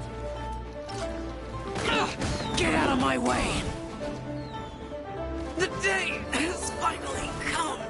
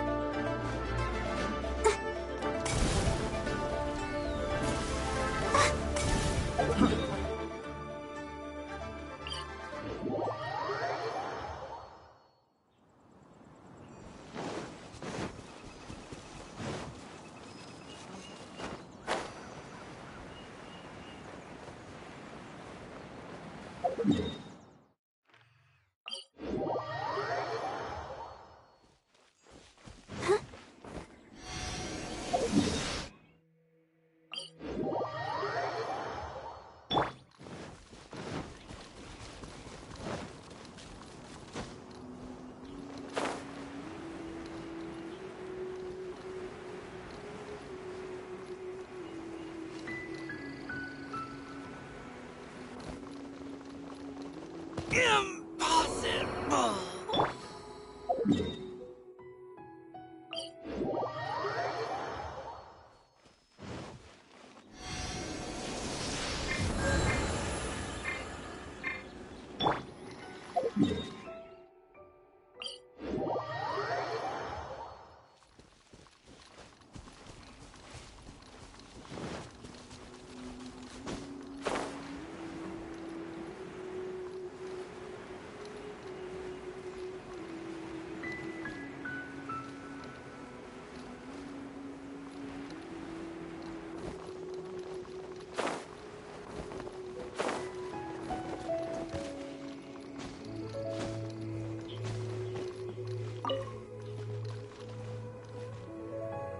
Ah, these parts look useful. One moment. It is done. Ooh. It's easy enough. We simply need to do this. Look. Over here we have nothing. And over... Hey! So you fixed... Not a turret. Are you This area's supposed to be... Last time we approached them, a few of us risked our... The next thing you'll be... Tut tut. It is not we who need... There's the tip to my hammer. You're open.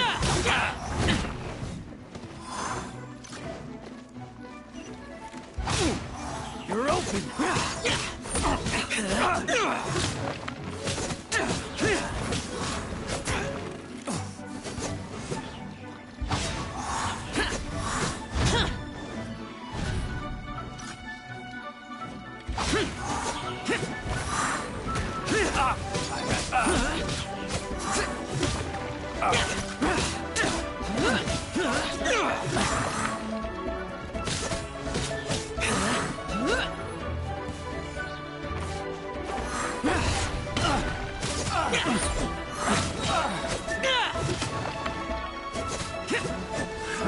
Another test subject.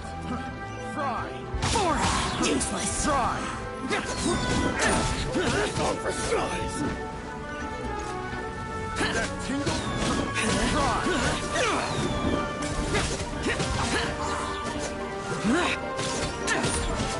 That tingle becomes... Fry! Have a little taste. Fry.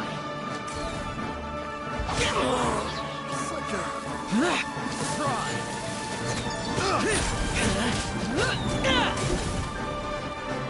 That tingle. Fry. Fry. Subject.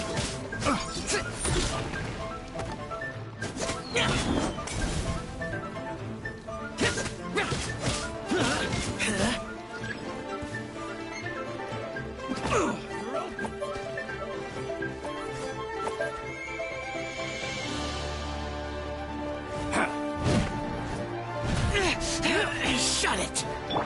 Come on, we can do it. Evil conquering! Here! Worthless! You're open! Useless! Should...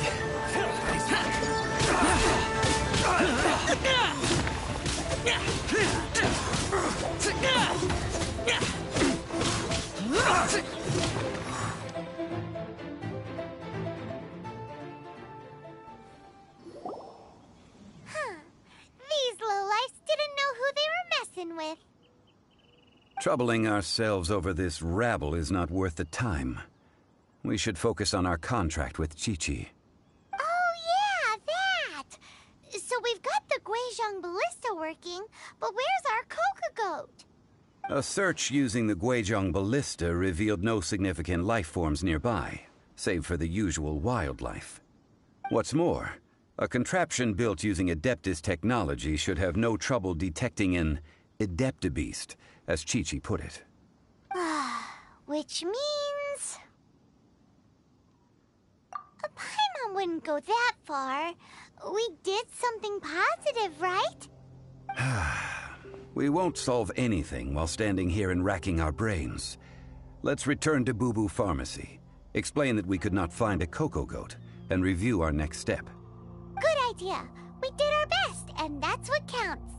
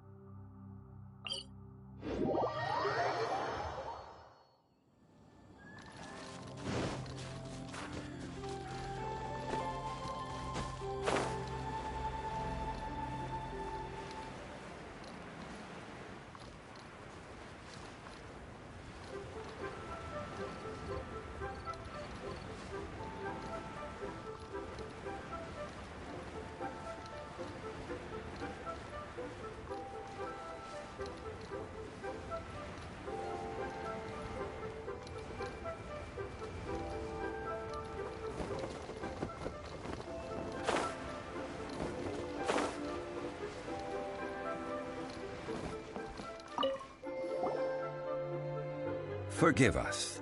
We were unable to fulfill our end of the contract. We found no trace of the Coco Goat Adeptabeast of which you speak. What a disappointment. Don't worry about it.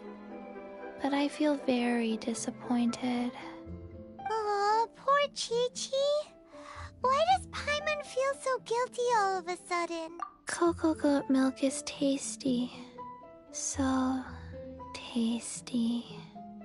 Much better than normal goat milk. Only an Adeptabeast could make such tasty milk. I'm sorry. I have a poor memory. I cannot remember the name of the milk. That's why I wrote it down. Where did I put it? Ah, here. This is the name. Coconut milk.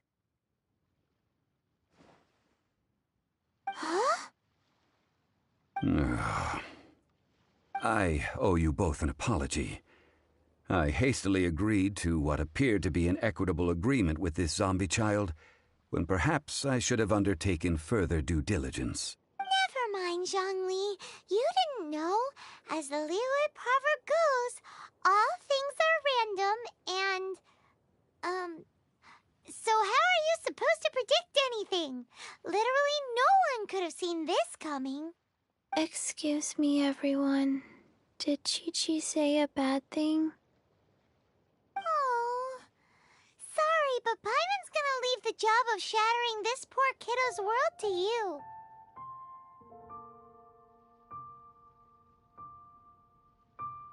No. Impossible. Seems Chi-Chi took this pretty hard.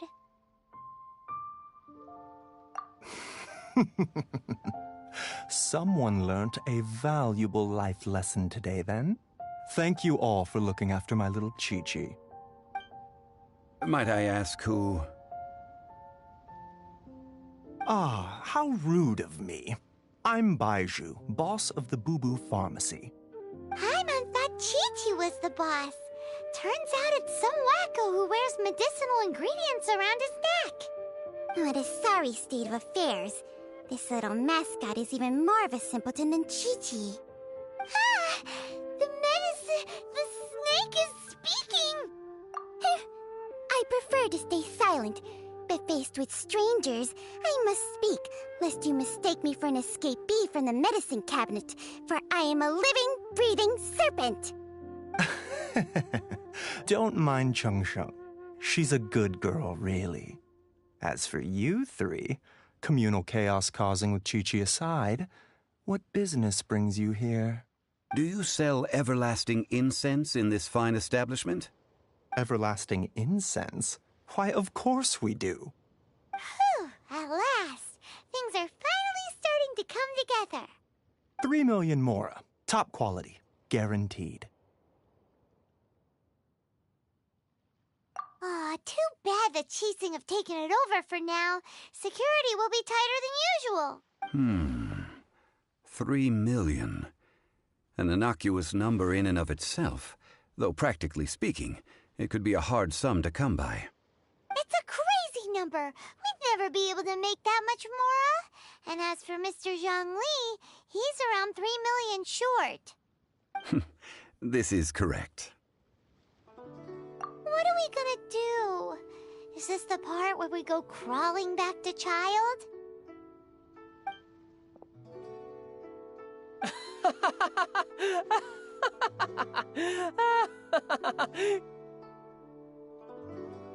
Coco Goat! Coco Goat! My sides hurt. Oh my goodness. I cannot believe you fell for that. Hey, less laughter, more sympathy. I'm almost in tears over here. Thank you. That was the best laugh I've had in a long time. In return, I'm more than happy to sort out this mess you've managed to get yourselves into. Excuse me, sir. Dr. Baiju, isn't it? Truly honored. I'm Child, one of the Fatui Harbingers. Forgive my audacity, but I see a great many opportunities for us to collaborate in the future. If Boo Boo Pharmacy needed a stable supply of, say, coconut milk, the Fatui could help by setting up a robust and speedy distribution network. Strange. I knew the Fatui infiltrated businesses with seductive deals, but so much fuss over coconut milk?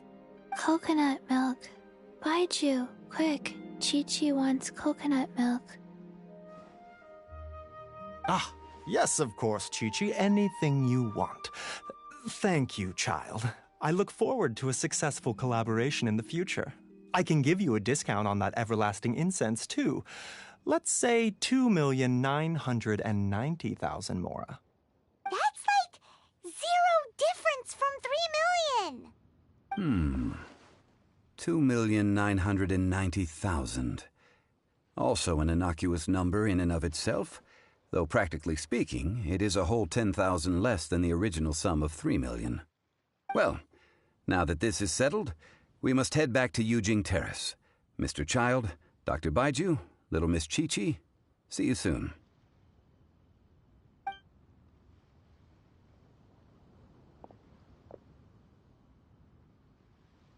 That lot is an absolute riot. Honestly, I can't remember the last time I laughed so hard. So, you've been eavesdropping, I hope. What have I missed? Yes, Master Child. They spoke of the Qixing taking the Golden House. Well, well, well. Ningguang and her Qixing cronies. What else would they be hiding in the Golden House, if not the Exuvia? I apologize, but I warned you, didn't I? As the old Liyue saying goes, the walls have ears.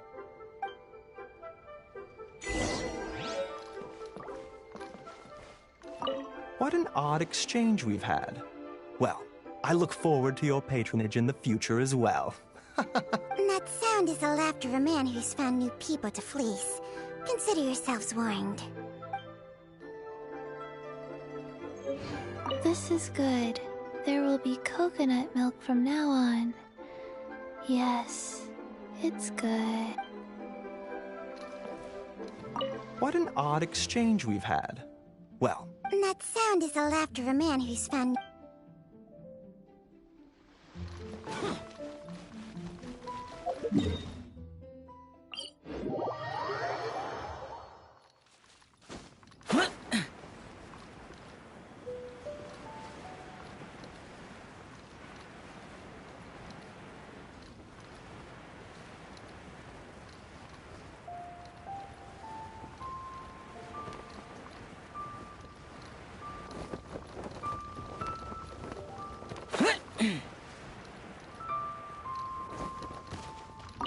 Well, as it stands, we've hired helpers, and we've acquired the everlasting incense.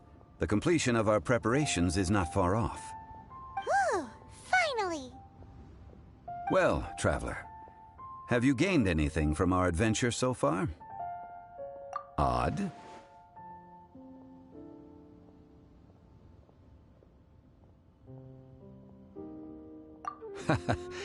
Which is it, I wonder? The questions that such travels raise are ever so complicated. Well, I'll leave you to ruminate over it yourself. As to remuneration for your help, I've decided to treat you to a meal. Oh, yes, don't worry. I will remember to bring the Mora this time.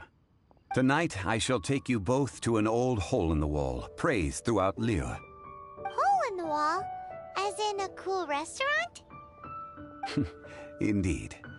Let us meet near the harbor, at third round knockout.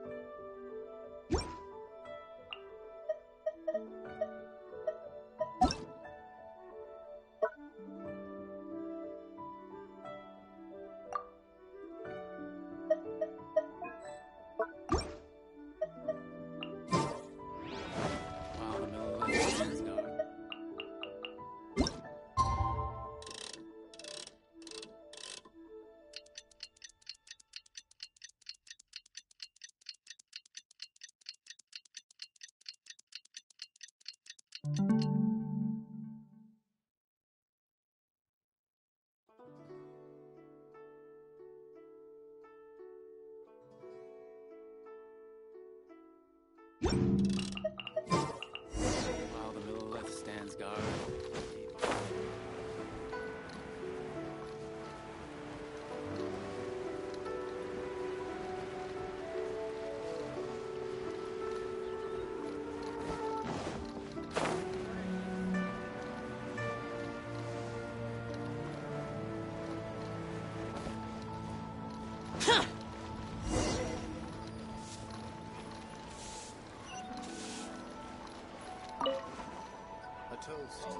Ah, you're here. There's no need to order. I've already done so. Third-round knockout is not for lightweights, like those taverns in Mondstadt. Here, the owner does not take such unorthodox orders as fruit juice. I ordered some wine-fermented sweet rice balls for you, if that counts. If it is to your liking, dear customers, I shall continue the tale of Lady Ningguang's Jade Chamber.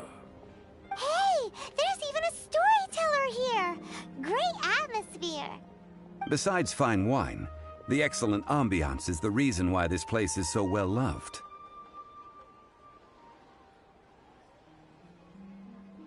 But when I say ambiance, I refer to a different sort from the one the Tevat travel guide uses to judge other establishments. As you all know, high above the land of Liyue lies a pavilion in the clouds, a palace in the mist. What does it mean to have all-seeing eyes? This, my friends, Lady Ningguang's masterwork that bridges earth and sky. Imagine, the weather is clear, and you gaze down from the deck on the world below. Behold, the glorious sights of Liyue Harbor, stretching out far and wide. They say that when Lady Ningguang ponders important affairs, she retreats to her jade chamber with none but her 3 closest confidants in tow. Why brings she these trusted 3 to sift through sources, dig through documents, looking for information? Piece by piece, facts and figures paint a picture on the walls of the chamber. But well before the wall is filled, Lady Ningguang's mind is made up. Having made her call, she has every last document shredded, and whoosh, she scatters the shavings out her window. Ah, look at them, how they billow in the wind like a sudden swirling blizzard. As the fragments fall, traces of text flicker before the eyes of the merchants of Liyue, like ink stains in white snow. The saying goes, the rarest treasures in the land are the words brought by the paper snow. For the words of the Tianquan have the power to move mountains, and all throughout the land know it.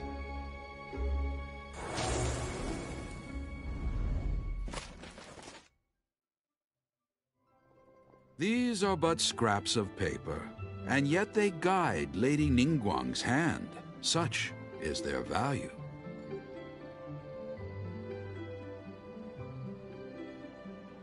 Merely grasping 1 or 2 of them will surely gift you a fragment of her wisdom, enough to stay a step or 2 ahead of your peers. Tianquan Ningguang. Feels like we're hearing this name a lot. Liyue locals talk about her. The Fatui hate her. She's most likely the one who hid the Exuvia, and we saw her at the Rite of Dissension. Huh. Paimon wonders what sort of person she is. At last I have found you. You who returned from Jueyun Karst. Who's there?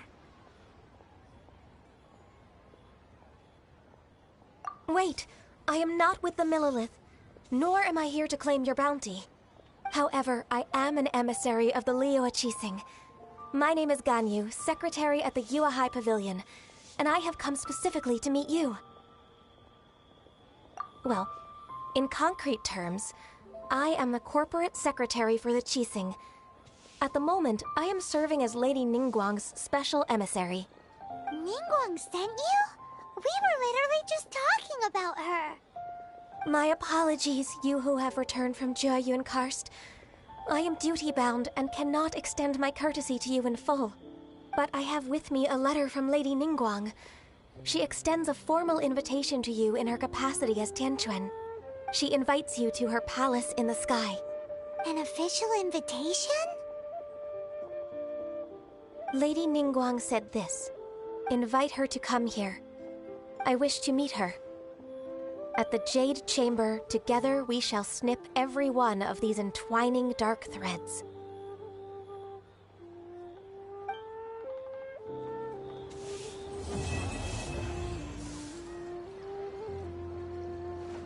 And with that, the emissary who called herself Ganyu just disappeared. But we've received an invitation from the Liyue Qixing. Paimon still can't believe it. We'll be meeting people that have way more money than Paimon could ever count. We should be on our best manners.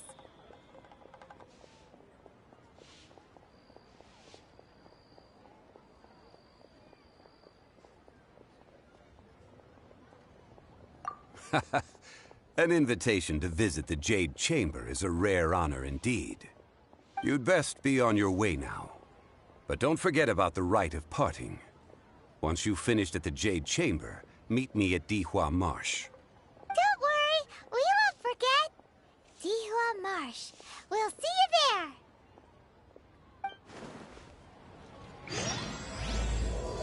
Listen, let me tell you how it is. Oh there. Come. Made another handsome sum today.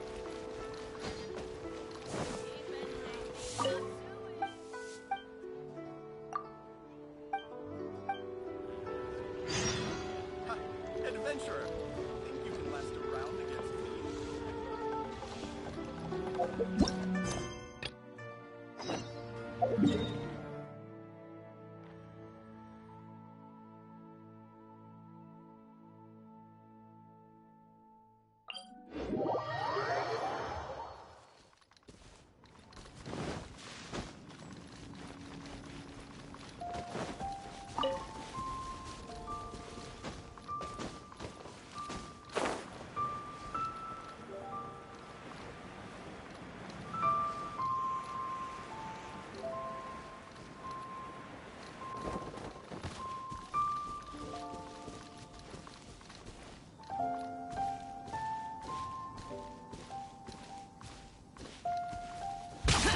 Useless.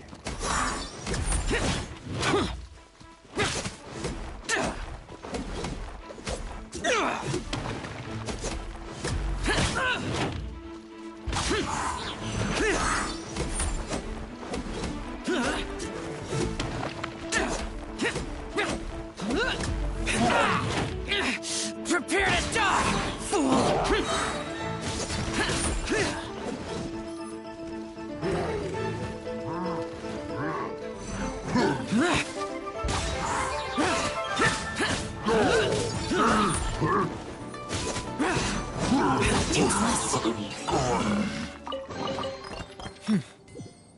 There's quality here.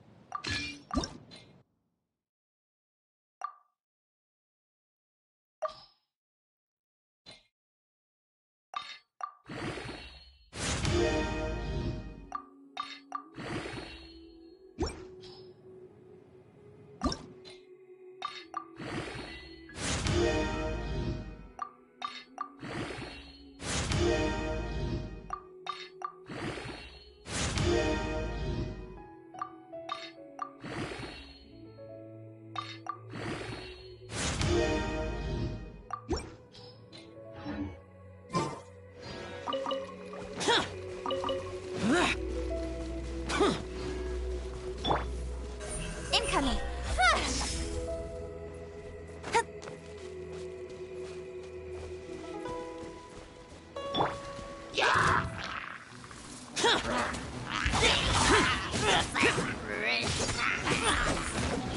Is this retribution?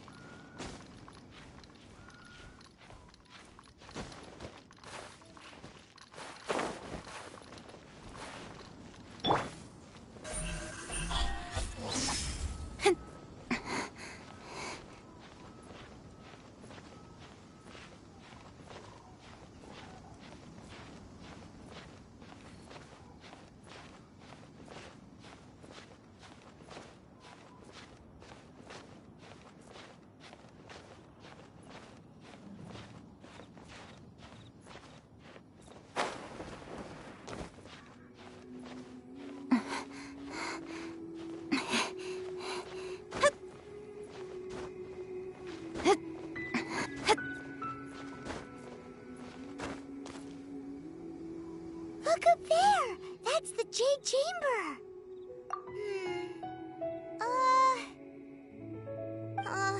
This is bad. Paimon's supposed to be your guide, but Paimon doesn't know where the way up to the Jade Chamber is.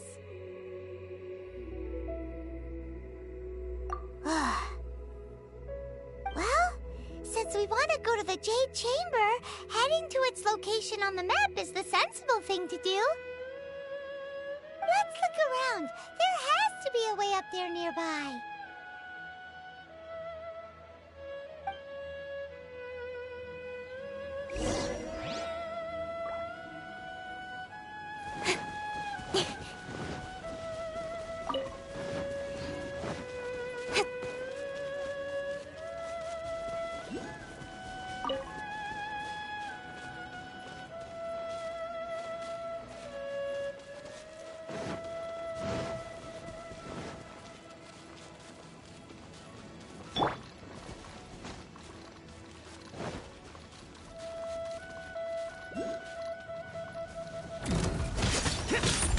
Useless.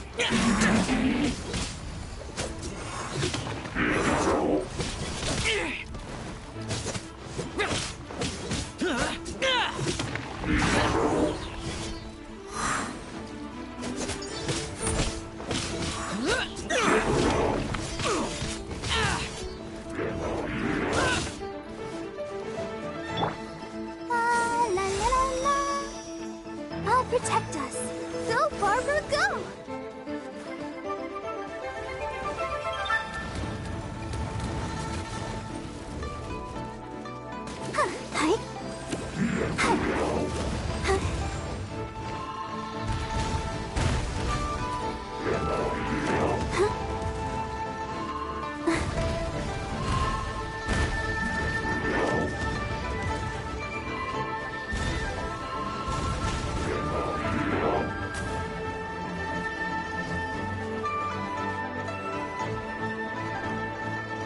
Go, Barbara, go!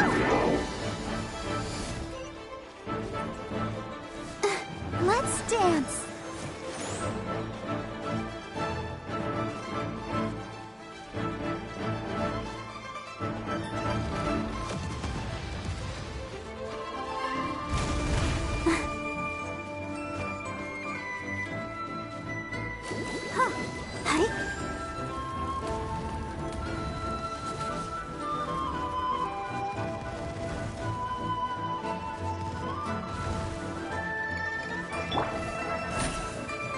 Speed of light.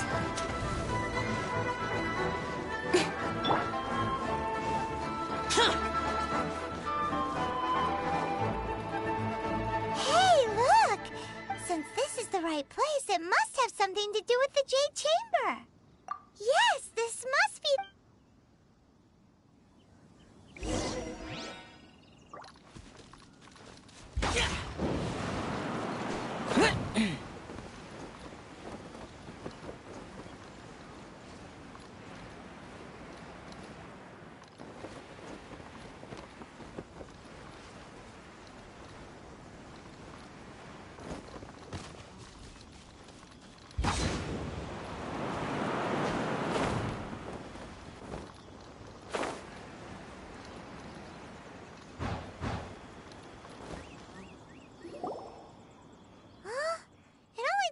up to here.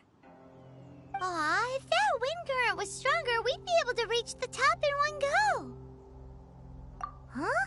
Why? Or... Oh, Paimon gets it! If it was a secret, Ganyu wouldn't have let us try to find it ourselves, right? Alright, let's follow your plan, then we can...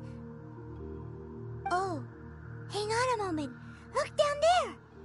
Looks like we've gotten close to the Guizhong Ballista. Paimon has a new idea!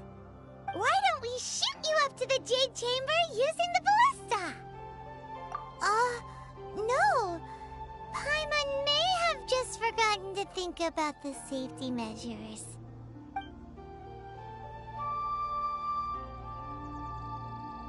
Oh, that's right! Now that you mention it, we could use the Guizhong Ballista to see if there's another way up nearby.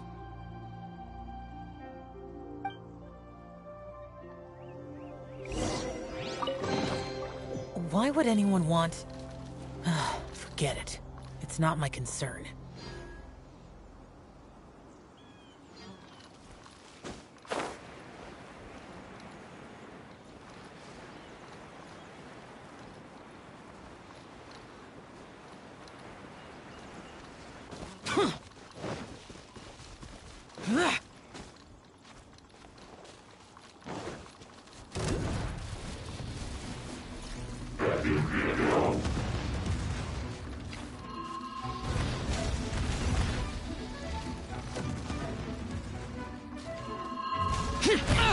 Get out of my way! Impossible!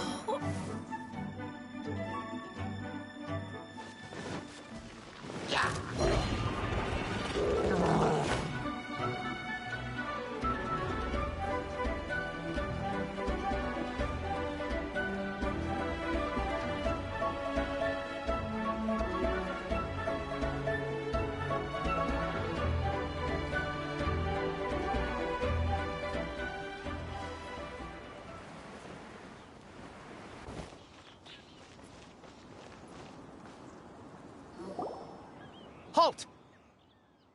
Who trespasses on these hallowed grounds?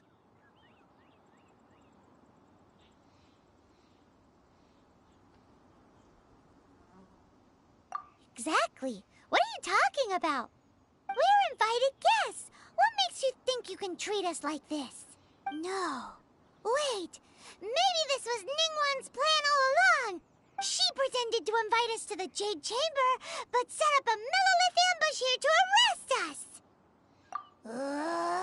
Now Paimon's mad! You! Over there! This is a trick, isn't it? How shameless! What? We're just on guard duty. What do you mean, shameless? What nonsense! Seize these suspicious intruders at once! Well, here they come! Line them up and knock them down!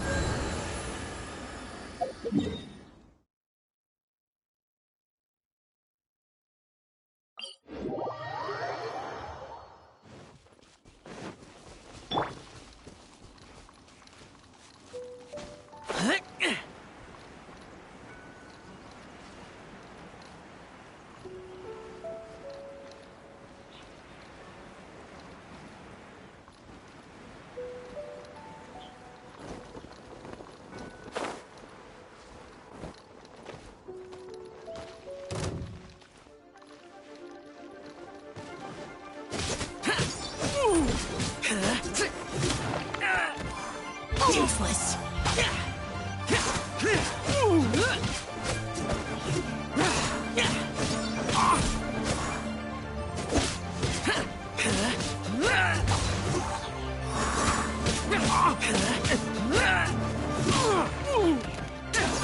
Tactical. Close.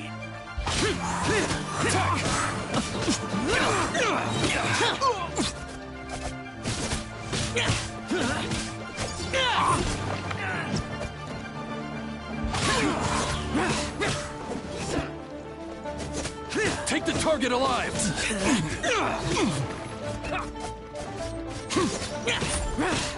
Bested. Boring!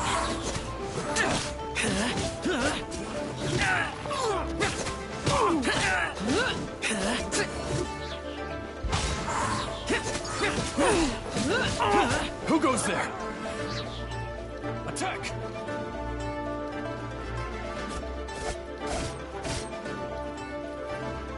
Lament! Worthless!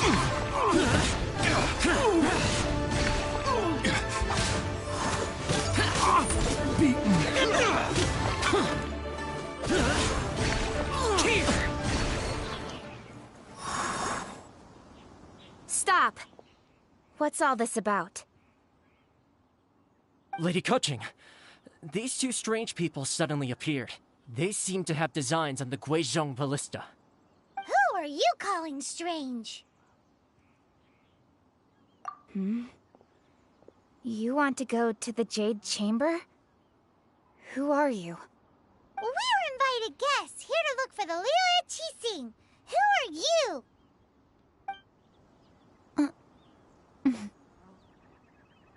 Well, as it happens, I am one of the Liyue Qixing. Oh! I'm Kuching, the Yuheng of the Qixing. I know of you, traveler. You're Ningguang's guests, yes? Didn't expect to meet you here in the mountains. Wow.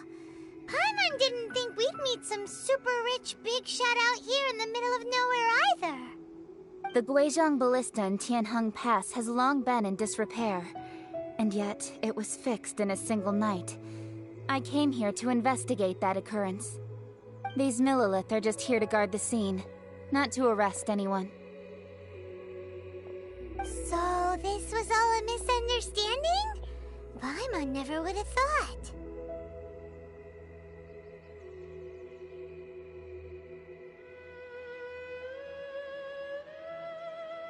Anyway, for a mortal to be able to repair an Adepti mechanism is quite the mystery, even to the Qixing. That was...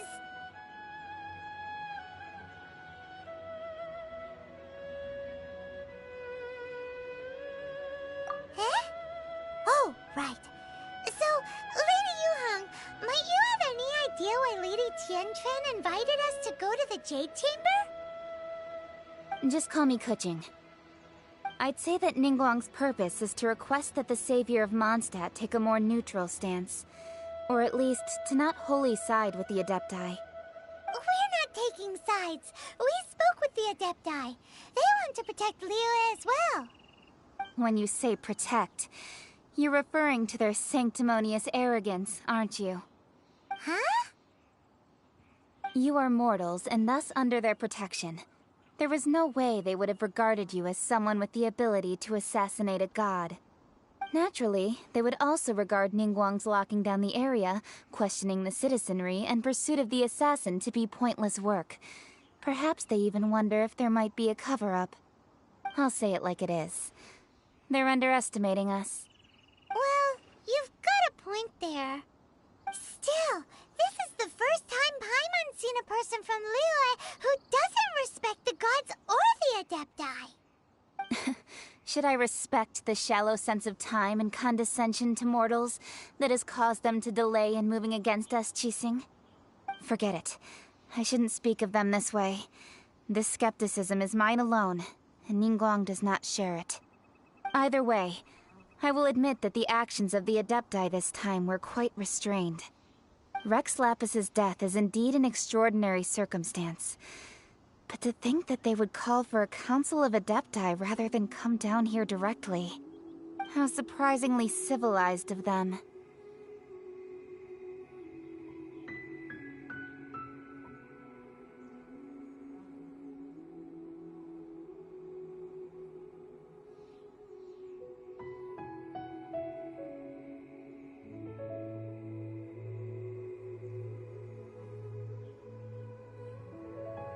Well, for Ningguang, she would talk anything and everything out if she could.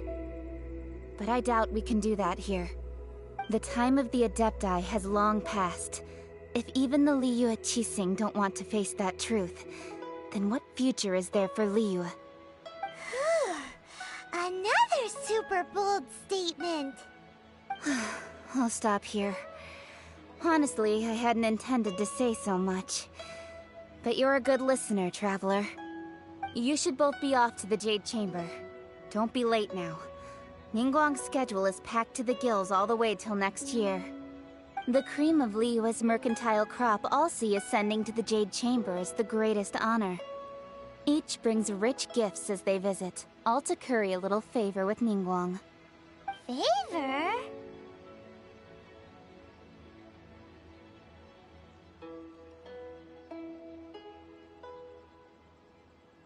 But... Wait, that's right! Greeting gifts are a staple of Liyue's culture. We need to get one. Not to curry favor or anything, just to respect Liyue's culture.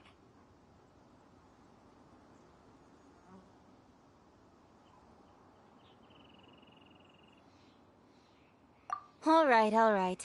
You can decide on your greeting gift yourselves. Let me tell you how to get to the Jade Chamber first. You didn't actually have to come to Mount Tianheng. Go back to Liyue Harbor. Find a guide at the Yuehai Pavilion, and... well then. May we meet again, Traveler. Well, that Yuheng may not respect the gods, but Paimon thinks she's a pretty cool person.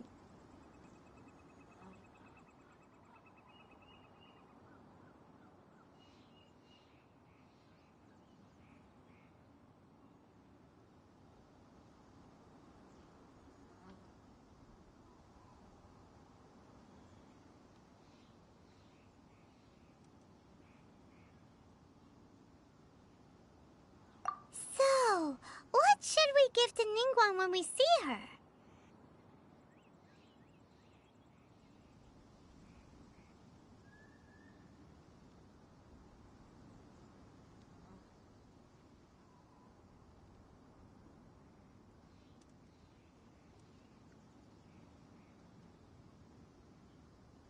Oh, right!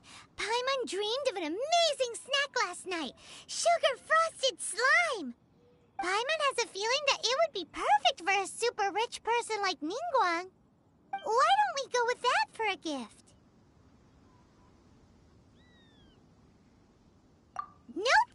But Paimon's sure that we just need to make it with some boom shakalaka.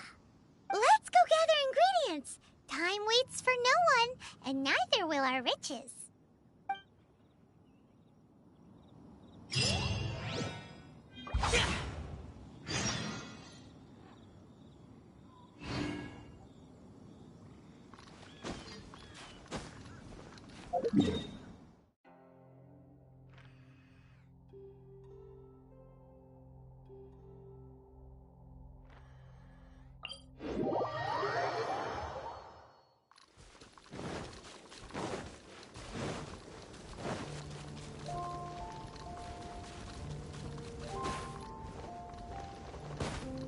The day has finally come.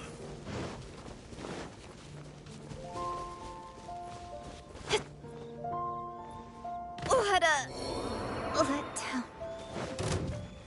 Ooh, look at that slime! It looks crystal clear! And very delicious. That's the one!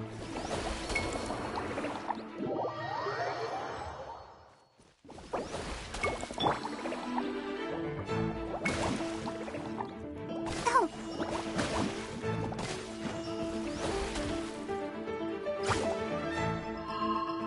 Ink!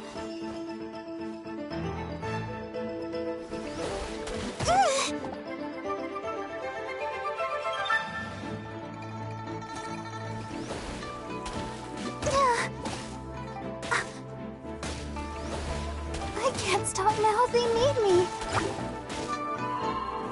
Ink! Sister.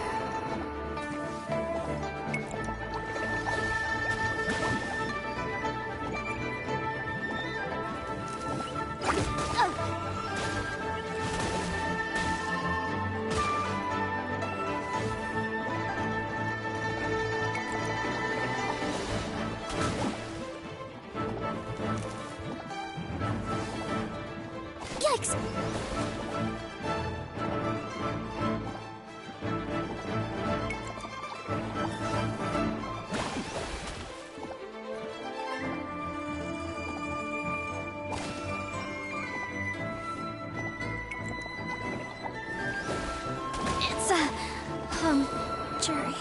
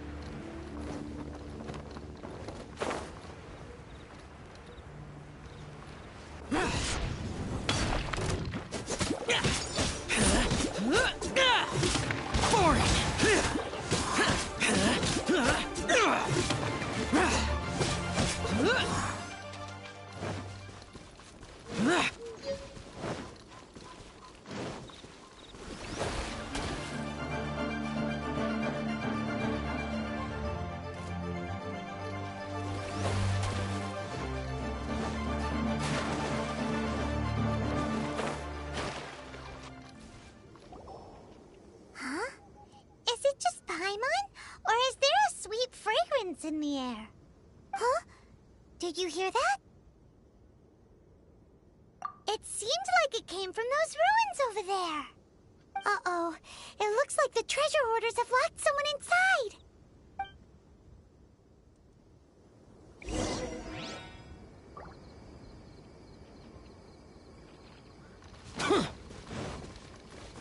Useless.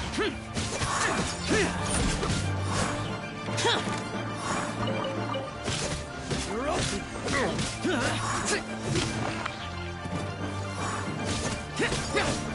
You're open.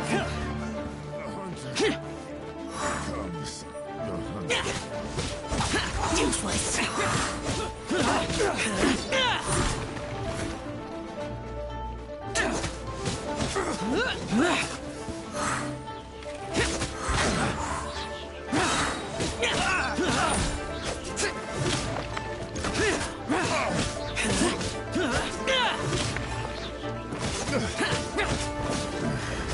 The hunter.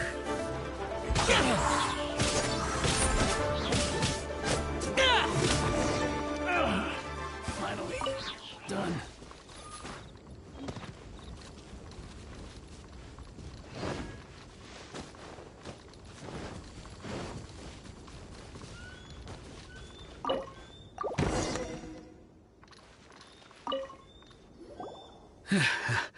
Thank you for your help, kind travelers. If you hadn't come to my aid, I surely would have rotted in this cell. Those treasure hoarders, when their mood was good, they'd rearrange those pots of sweet flowers. When they were in a bad mood, they'd rearrange my face.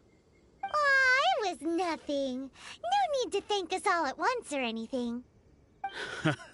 I understand. Don't worry, I will compensate you both.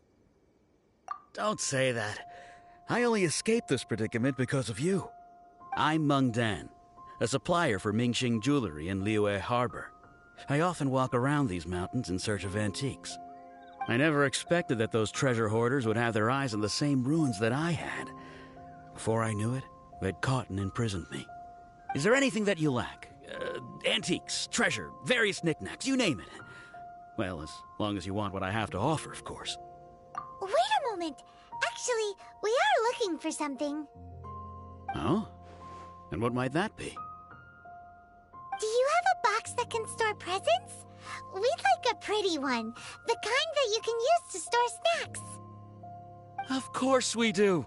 How can one sell antiques without gift boxes? At Mingxing Jewelry, we have the best gift wrapping service in the 7 nations. Now just give me a moment and I'll let the boss know. You can go see her whenever you're... Great! Paimon Sugar Frosted Slime now comes in a beautiful package.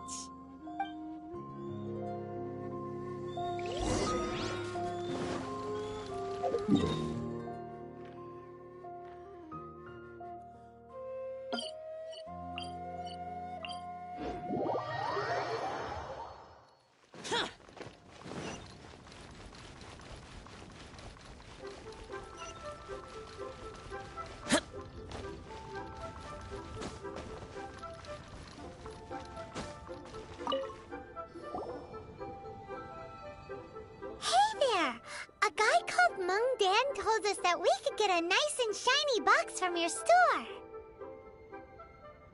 Uncle Meng already told me about it. Thank you both for saving him. Many of the best goods in our store were found by Uncle Meng. If anything were to happen to him, it would be impossible for us to continue doing business. Here, this container is itself an antique, with at least 140 years of history. It's already been cleaned. Will it do? Yep. It's great! Hang on a moment. Could we borrow one other thing? Sure. Please help yourselves. As long as it's on our shelves. Traveler, this clay pot looks really awesome. If we use an antique as our mixing bowl, we should be able to make a great snack. It's done! The one and only sugar-frosted slime! Carefully now. Into the box it goes and dust it over with a bit more powdered sugar. Oh, yes. You might want to use these 2 freshly picked flowers as decorations, too. Woohoo! It looks beautiful! Great! Now that we've put all that we've got into this box, let's go to the Jade Chamber to see Ningguang.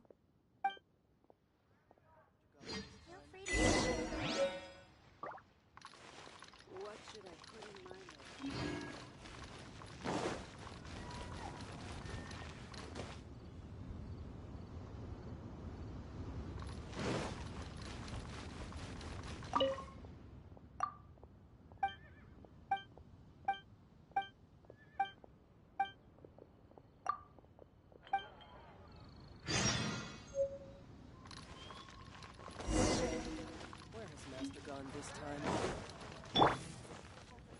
Don't blink!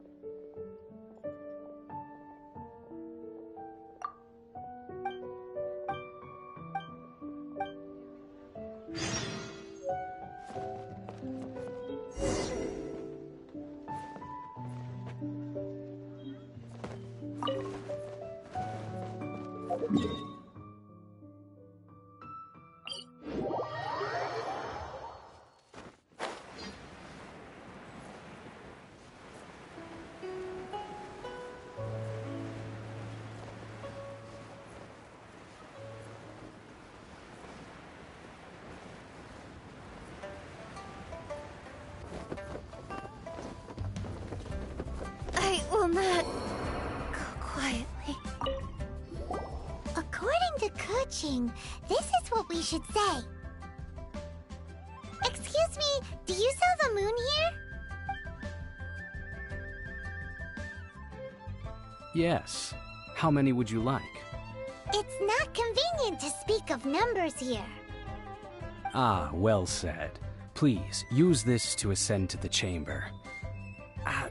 Yes, speaking of which, are you two the guests that Lady Ningguang has arranged to meet with today? Yep. And yet the code they used was not the one for guests, But for the Yuheng, what's going on here?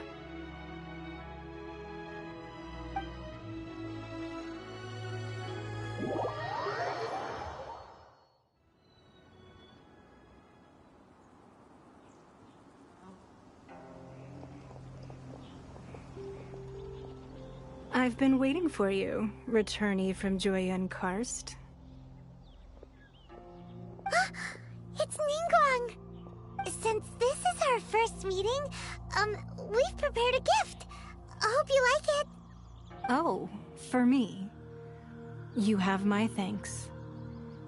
It seems that I have made things difficult for you, considering that you were supposed to be my guests. Oh no, it's nothing.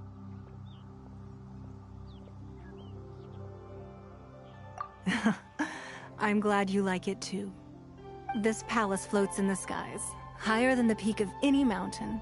From this vantage point, one may survey all of Liyue. I have been gathering the funds necessary to build it from the time I began learning the merchant's craft. And since becoming the Tianquan, I have spared no effort in hiring the best craftsmen to constantly extend it. At first, it was but the size of one room. Now, it is large enough to blot out the moon in the skies above Liyue. One day, I believe it will overshadow all 7 nations. Not many from outside Liyue earn the right to ascend to the Jade Chamber. But I have been in correspondence with the acting Grand Master of the Knights of Favonius, who spoke highly of you. As such, I have been putting eyes and ears out ever since you reached Liyue. What? And I finally got wind of your movements when you were on the way to Wangshu Inn. Wait! Was Vergoldet one of your people? Just Vergoldet? No. Everyone at Wangshu Inn is one of ours.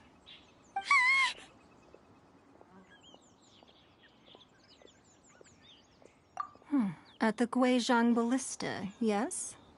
You weren't peeking on us from the skies the whole time, were you? I fear that peeking would have been a little difficult from this altitude. Our eyes and ears are more than sufficient. You two are very interesting people, after all. It would be natural to take an interest. Well, I wouldn't expect you to trust us, considering that you have had far more interactions with the Adepti. The reason I invited you here was to clear up some misunderstandings.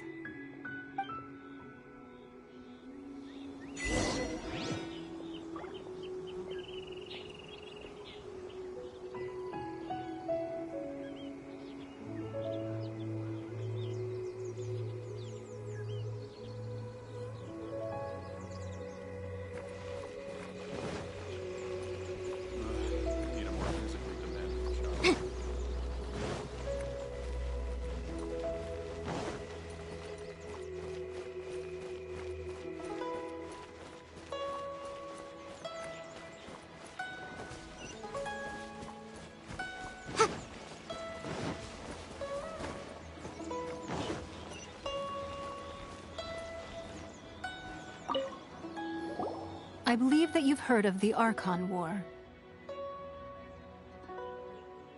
Many gods used to walk this earth, and many long wars were fought between them that did not abate until 2,000 years ago.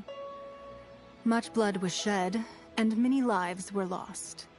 In the end, only 7 victors remained standing in Tevat. They built cities and nations on the corpses of the vanquished, and thus began the era of the 7. You can see Goyun Stone Forest from here, I trust. It is no natural rock formation. Those are giant spears of rock hurled by Rex Lapis during the war. Beneath the spears lie those cast down by Rex Lapis in those days, gods that failed to seize the title of Archon. Not only is it true that gods may die, but so too has the membership of the 7 changed over the last 2 millennia. Rex Lapis's passing is an unimaginable disaster for Liyue, but the Order of the 7 will not collapse simply because of that.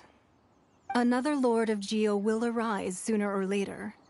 Yet, how are we to forget Rex Lapis?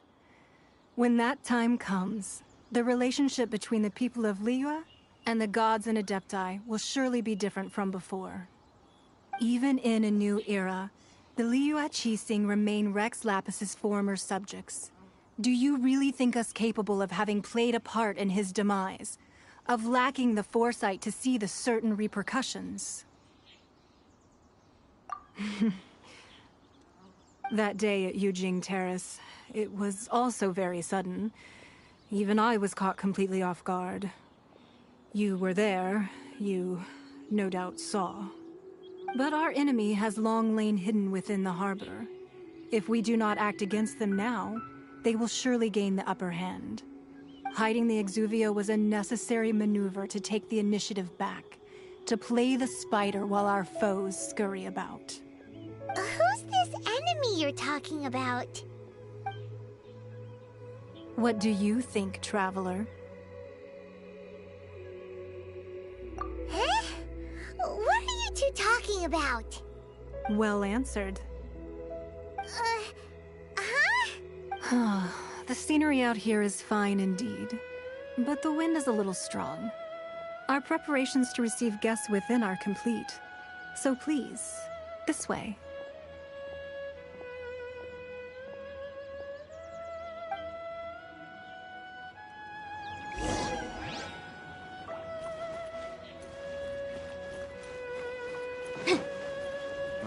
I need a more physically demanding job. Wowee! What a huge hall! Paimon's never seen such a fancy place before.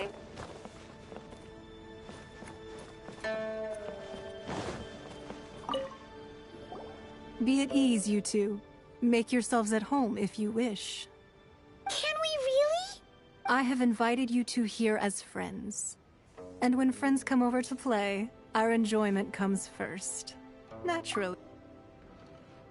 Ooh! Isn't this that legendary wall? Why, you've kept your ear to the ground, I see.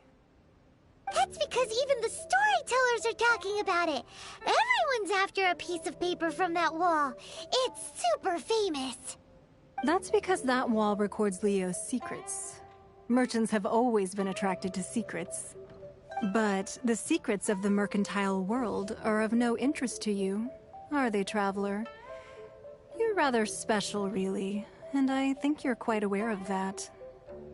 If possible, I'd like to have your trust.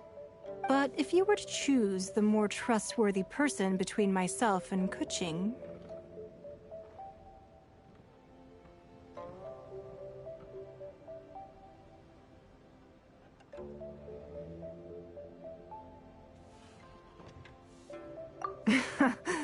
You'd pick Keqing?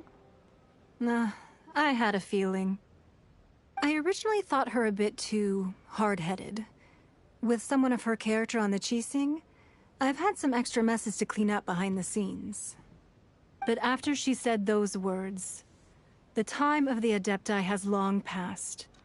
If even the Liyue Qixing don't want to face that truth, then what future is there for Liyue? Well, I must say that quite a few of my doubts have been dispelled. I won't deny that Rex Lapis's passing seems advantageous to us. But, for Liyue's sake, we cannot allow ourselves to be shackled by rumors of our usurpation of power. Indeed. It seems that you understood what I meant to say from the very beginning. I called for the gag order and for the Exuvia to be hidden to temporarily stabilize the situation, and also to prevent something similar to the incident in Mondstadt. With Rex Lapis's death, the Fatui have busied themselves with many clandestine actions beyond their diplomatic remit. As the Tianquan, one responsible for Liyue, I cannot be too concerned with appearances when opposing them. Allowing the rite of parting to take place was also meant to buy some time for us to take control of Liyue's administration. It's exactly as Zhongli said.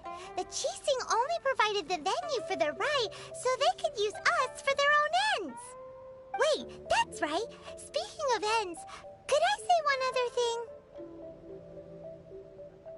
Of course. heard that anyone who sends a greeting gift gets a little something in return. So, does that include us? It's all right. I like direct people. Well, we have made quite a bit of trouble for you recently. How about this? You can pick any one object here as you please, and you may take it with you. Yay! Paimon was just waiting for you to say that! Let's see, what should we get? One of the sheets on that wall! Don't look at Paimon like that! One of these sheets of paper will sell for crazy prices, even if it's only as large as Paimon's fingernail. Just imagine how much more a whole untorn sheet would sell for. Let's grab one! The biggest one!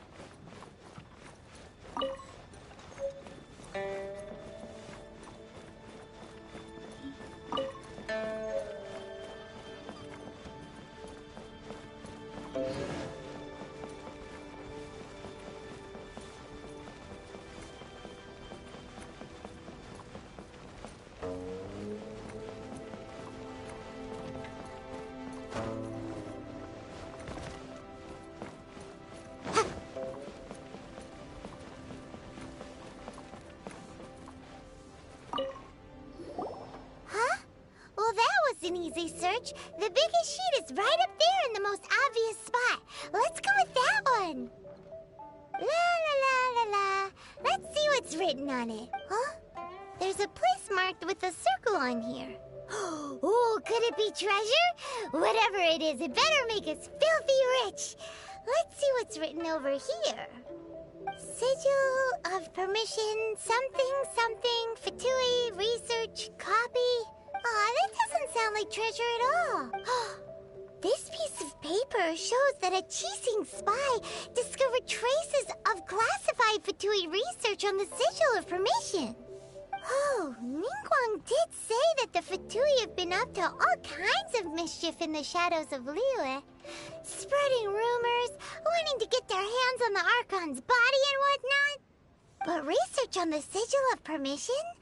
Paimon wonders what they're up to. Speaking of which, there's also some connection between you and the Sigil of Permission. Seems there's still more for us to find out. Oh, you really think so? Well, should we not go then? Oh, so you're saying that it's precisely because we can't completely trust Ningguang that we should confirm the truth of what she says for ourselves. That's way up. Anyway, we'll see if you're onto something. Before we look for Zhongli at Dihua Marsh, let's go to the place marked out on these papers and see if the Fatui really are up to no good there.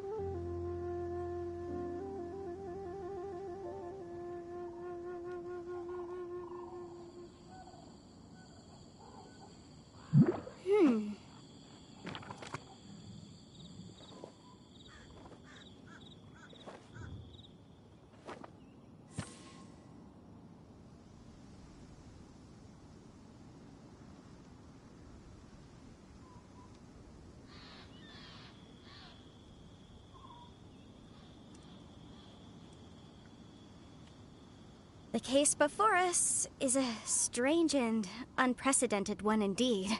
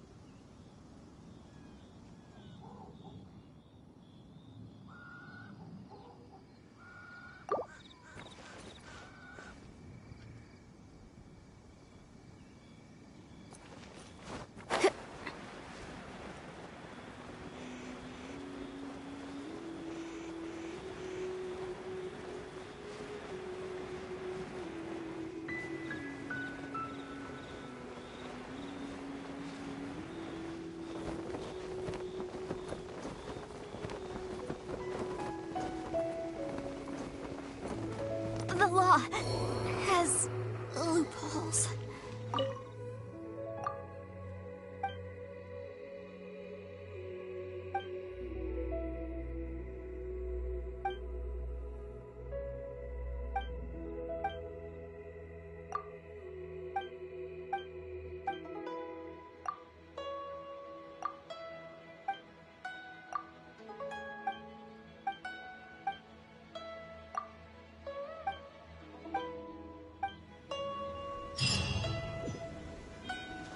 Go, Barbara, go!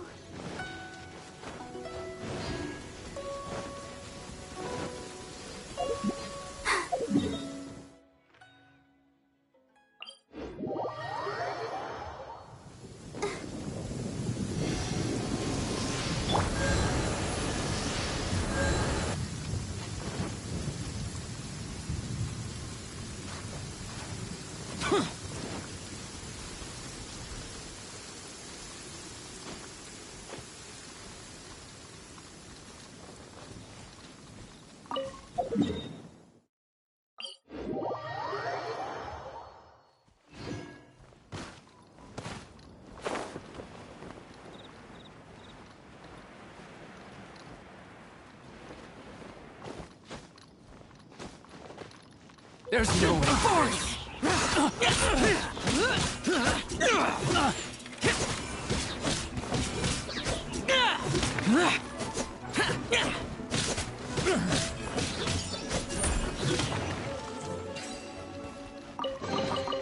If it's useful, I'll take it.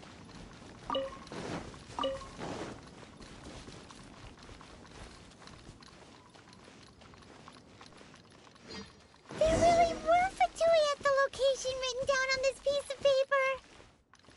And, they look really mad at us, too.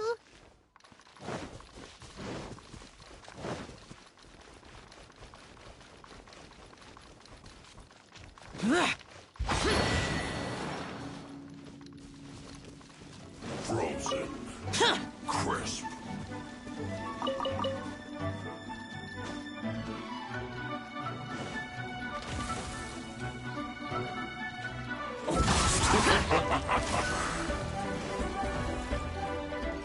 Stay right there. Let's not waste time. Disappear! Worthless! Worthless! Here! Worthless!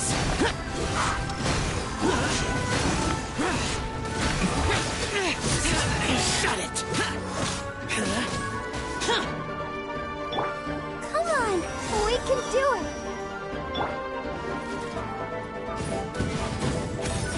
Ja.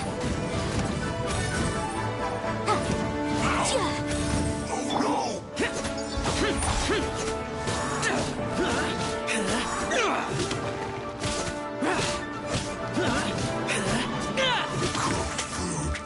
Disgusting.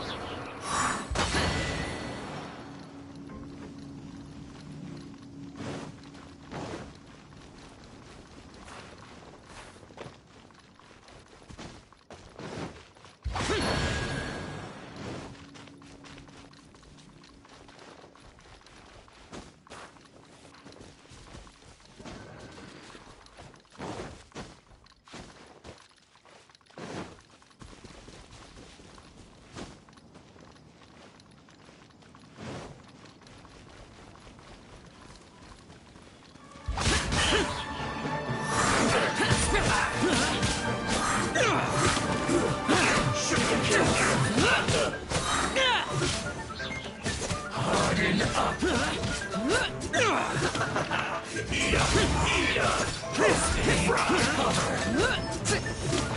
This one's well done! Incoming!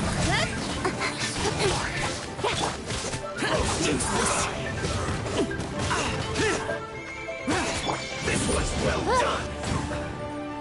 You need to hurry up! Roast and fry! Let the show begin. An unfortunate fault! Oh, yeah.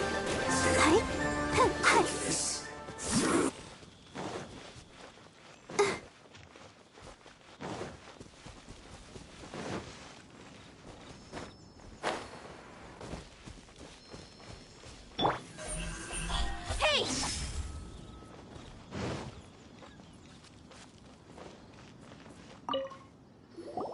There are so many talismans here. And some stacks of blank paper, too. Paimon's seen this pattern before. But where? Oh, Paimon knows! It looks just like the sigil of permission the child gave you. But how did a relic of the Adepti end up in the hands of someone like Child? Oh, that's right. Cloud Retainer said that when the Lord of Geo created the Sigil of Permission, it wasn't to be used as some old relic. Talismans like that were once used in the Archon War to channel divine powers. Maybe the Fatui are copying the Sigil of Permission in hopes of achieving a similar effect. Being able to channel divine power in battle? And the plot thickens. Alright, that's enough sticking around here. We gotta go meet up with Zhang Li soon. The last stop on our rite of parting preparations tour is Dihua Marsh. Let's go! Paimon hates being late.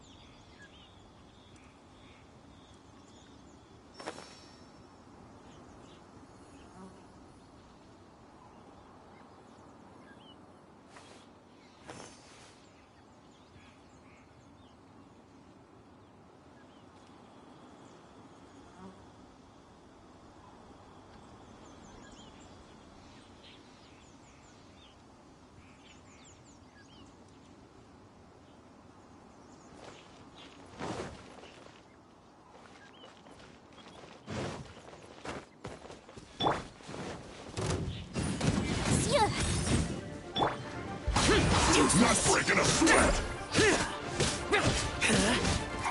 Go on, give me a Prepare go! to die, fool! This should be fun. Speed of light! Nowhere to hide. Not breaking a sweat! This is bad! My work finished.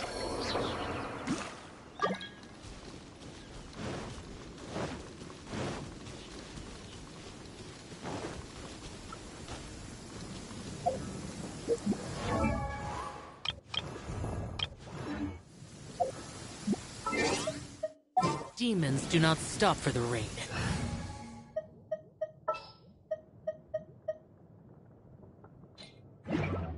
Move.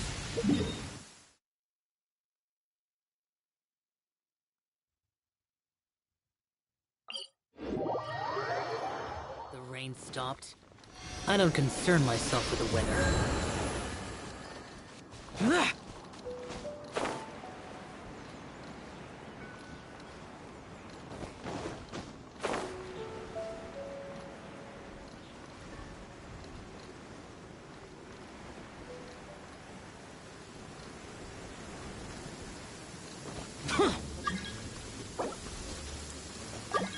demons do not stop for the raid. Move.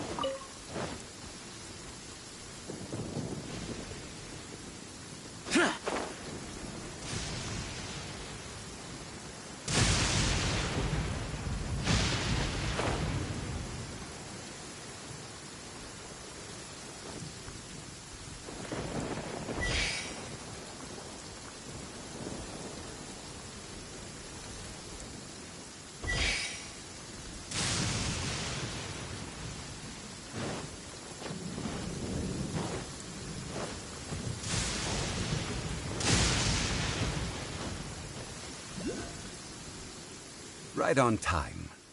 I myself only... Did you enjoy your visit to the Jade Chamber? It was so big and pretty and expensive. Paimon's never seen such a fancy schmancy place before. Indeed. It's second to none in all of Liyue. Then you met with Ningguang, I trust? What did you talk about with her? She's super rich and so generous. Paimon thinks she's very friendly. Yeah, her take on Ningguang is quite different from Paimon's. She thinks that even the tactless Yuheng is more trustworthy than her. Oh, so you also met with Keqing then? What did she have to say? She said the time of the Adepti has long passed. If even the Liyue Qixing don't want to face that truth, then what future is there for Liyue? No respect for the divine. Indeed, contrary to the ever-bold Keqing, Ningguang is more of a businesswoman at heart. Though they are both members of the Qixing. Although she's friendly, there's no way of clearly discerning her true intentions.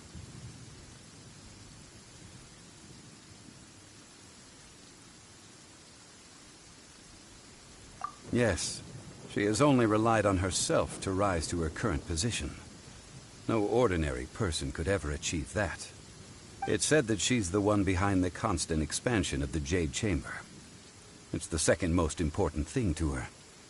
Even if she ever gave up the position of Tianquan, she would never give up the Jade Chamber. The Jade Chamber is only second. What's the most important thing to her then? Why, Mora, of course. All Ningguang talked about was the Fatui this and the Fatui that. She said that after Rex Lapis was murdered, the Fatui have constantly been trying to sink their fingers into Liyue, and that they aren't to be trusted. That is how the Fatui have always been. It doesn't surprise me in the least. No matter what they may be planning, you must be careful when dealing with the Fatui. Always be on your guard. So, is there anything we need to get for the rite of parting in Dihua Marsh? Yes, as a matter of fact, there is. Today, we'll be gathering wild glaze lilies. Glaze lilies? Well, why did we come all the way out here? Doesn't the garden in Yujing Terrace have some? Even Qingse Village has glaze lilies. Oh, right! Paimon remembers that Madame Ping is always tending to flowers. Maybe we could ask her. No. Those lilies have all been gardened by people. They won't do it all. Dihua Marsh used to be full of glaze lilies. It is a sort of joyful flower that listens to human song. Before the Archon War, Dihua Marsh was all dry land and fertile soil. But the war caused landslides, and the land was flooded, turning it into the marsh you see now. Nearly all the glaze lilies were wiped out. Of course, there are some kinds of flowers that have been preserved and gardened by people in the city. But very few people know that glaze lilies may still be found in the wild. Wild glaze lilies have the strongest fragrance. If we want to follow the true tradition of the rite of parting, we must grind up the wild lilies and place the powder in a censer of everlasting incense. But I'll need your assistance in gathering these flowers.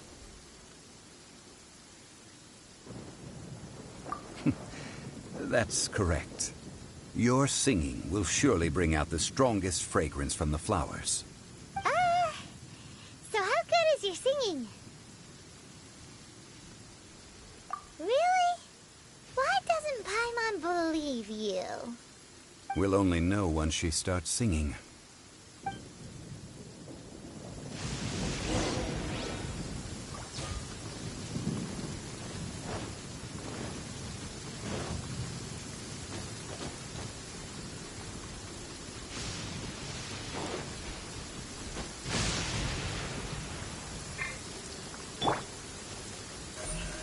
Don't blink!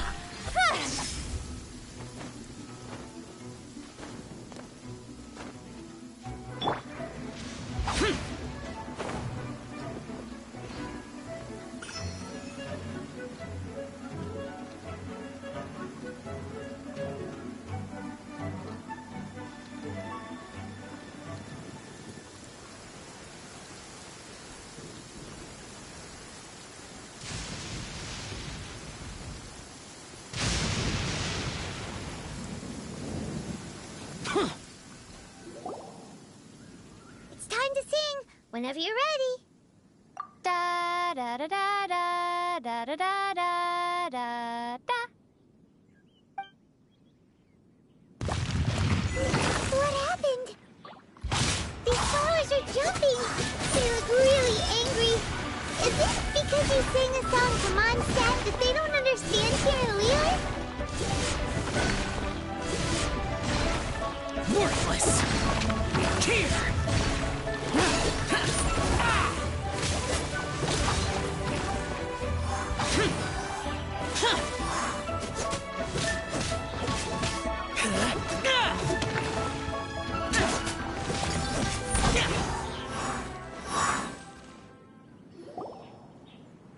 Those weren't glaze lilies. Glaze lilies wouldn't hit people.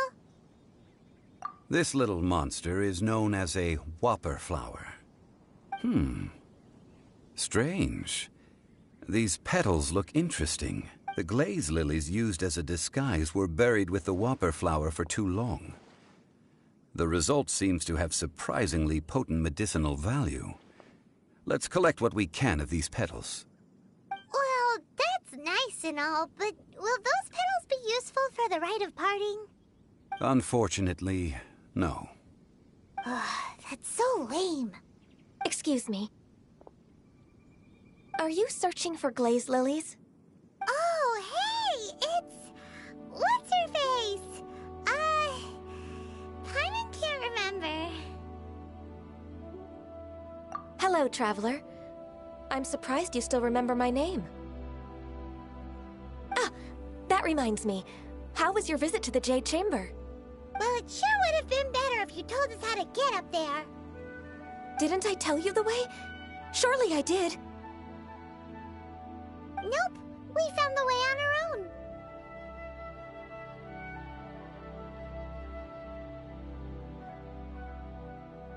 Oh, I see.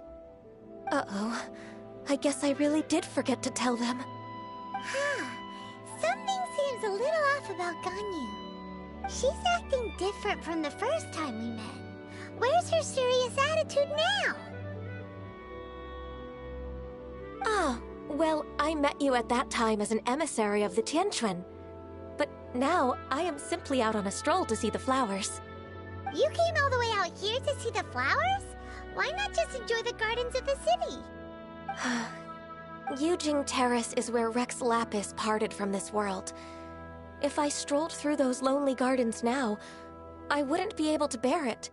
Whenever my duties take me near Yujing Terrace these days, I draw the windows to block my view of the gardens. Oh, sorry. We shouldn't have brought it up. No, it's quite all right. I just haven't processed my emotions yet. When the Archon War came to its end 2,000 years ago, the first iteration of the Seven would gather in Liyue and drink with Rex Lapis. But 5 of those original 7 had already passed before Rex Lapis. It's truly a changing of the guard. Yes, now that the spirit of Rex Lapis has returned to the heavens, only Barbados of Mondstadt remains of the first 7. The other 5, including Inazuma's Raiden Shogun, are no longer the same friends from 2,000 years ago. Of the current 7 Archons, the youngest is Sumeru's god of Dendro. She is merely 500 years old, whereas Rex Lapis was more than 6,000 years old at the time of his passing. This means that Liyue had been under Rex Lapis's rule from the moment it was first founded 3,700 years ago. The city has never had to bid farewell to its deity. So what do you think of this farewell? Huh? This is a little sudden. As a mortal, I've never dared to imagine a Liyue without Rex Lapis. But as an Adeptus, I think I will eventually come to grips with reality. Since Rex Lapis has passed, the time of Liyue's contract with the gods and Adepti has now reached its end. Huh? Did you just say, as an Adeptus? Yes, I am a mix of human and Qilin. Adeptus blood flows through my veins. I fought for Rex Lapis and the city of Liyue during the Archon War. After the war ended, I signed a contract with Rex Lapis and took the position as secretary for the Qixing. I've continued those duties to this very day. Well, let's save that conversation for another day. You say that you are here looking for glaze lilies? I also know where wild glaze lilies can be found. See, I've just picked one myself. Here, you may have it if you wish. We dare not refuse it. Oh, so did you sing a song before you picked the lily? Indeed, I did. I know this tradition well. In fact, I sang a local Liyue ballad to it. Wow, so you really know your stuff, too. Thanks, Gunyu. No, it is you who I should be thanking. If not for this chance meeting, I never thought that I would be able to contribute to the upcoming farewell for our ancient lord. If you would excuse me, I should return to my work now. Good luck. And that just about does it. Our preparations for the rite of parting are mostly finished. Given the ease of picking glaze lilies, I think this was a fitting end to our tasks, in more ways than one. Yeah, Paimon can already imagine him starting a business in Liyue. I've had enough ventures in my life already. Beginning a new undertaking is always difficult at first, and requires no small amount of effort. And once business is at full steam, the stress of it all only wears away at you over time. So you must be careful to take the time to step back and re-examine yourself. If left unchecked, the wear and tear on your heart may go well past mending. Wow. See? Zhongli sounds like he's already seen it all. Alright, I think it's about time we head back to Liyue Harbor now.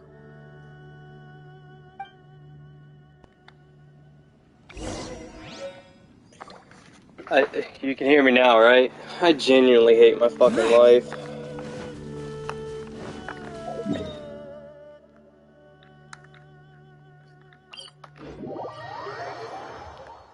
This whole fucking time I've been doing this goddamn stream, there hasn't been a single piece of audio?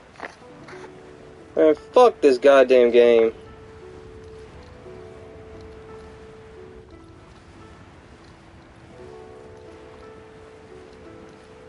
I don't even want to stream now. I don't even want to be on this game anymore. I'm about to delete it.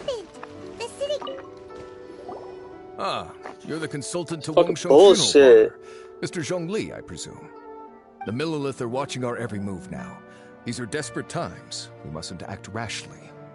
Desperate times? The Adepti of Joyun Karst are finally on the move. Been on this thing for 3 hours, 20 minutes. I don't know intend how to many fucking exercise people force? came in this bitch to Most fucking likely. not tell me I've been I on heard mute. that some members of the Qi Thank you, have Dave already Boy. gone Thanks to for meet telling them. me. Well, Fuck, I say god meet, damn, this but it's more like they're bullshit. attempting to stall the Adepti outside the city. However, both sides were quite obstinate and hit an impasse. It seems inevitable, given the current situation. The Adepti Fucking do 3.5 not hours of acknowledge the Qi. goddamn They only bullshit. acknowledge the contracts of the Geo Archon. If the two sides come to blows, Liyue Harbor will be in no position to stop them. Surely the Liyue Qixing are not the sort to give in so easily. Their boneheadedness is known throughout the lands. Yet it's because of that obstinacy that mortals and Adepti are now on the verge of conflict. And what now? How is it that the Fatui have come under fire? That's all Ningguang's doing. She proclaimed that in these tumultuous times, the Millilith must Fucking rein hate in the PS5. actions of the Fatui. Only now do they want to start keeping tabs on us? That's the Qixing for you. Anyway, Mr. Zhongli, you're one of Child's close associates. Please understand that your actions will reflect on us. Don't let So anyone for the catch past you 3.5 hours, however many people done came in and have 9 likes, but nobody can goddamn tell me that my fucking mic was muted this whole goddamn time. Appreciate that. Do you intend to use your neutral identity as an intermediary between both sides? Or will you use your sword to turn the balance? Neither path is an easy one. Oh, by the way, Mr. Zhongli, we've heard that the Wangsheng Funeral Parlor has also been caught up in all of this. They're currently squaring off with the authorities at the gates. Things are taking a turn for the worse. I'm afraid I must leave now to handle things back at Wangsheng Funeral Parlor. I hope that Master Hu has been able to keep things under control for the moment. Consider your next course of action carefully. I'm just irritated. This game's been pissing me the fuck off since I started playing. It may be wisest to look for the fuse first. Having connections with the Fatui seems to be quite the double-edged sword. So what does Zhongli mean by looking for The game's just fucking stupid on so I don't know. I really don't want to talk about it because I'm gonna start cussing like a goddamn sailor. The game's just stupid on so many aspects. to see the whole city turned upside down? It's definitely him. He must be waiting for the moment when no one is watching to do something really bad. But where could we find him now? Where would he go at a time like this?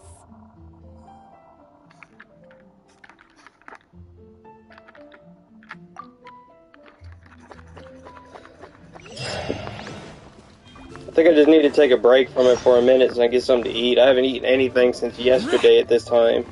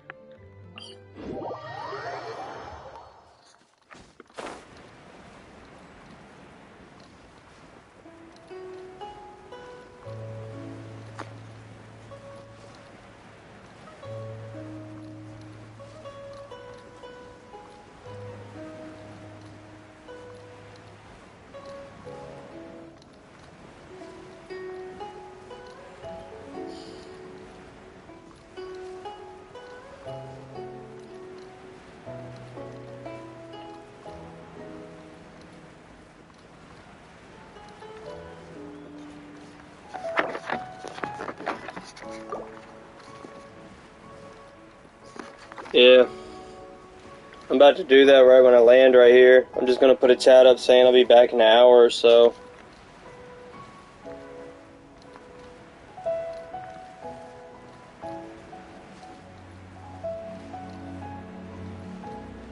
Or actually, no, I'm gonna end this because there's no point. I fucking 3 hours and 20 minutes of it is nothing. There's no mic in it at all. I got 4 minutes of me just bitching about how much I fucking hate this goddamn game. Yeah, I'm ending the stream right here. Alright, appreciate whoever watched. I'll be back after I eat and get less stressed out.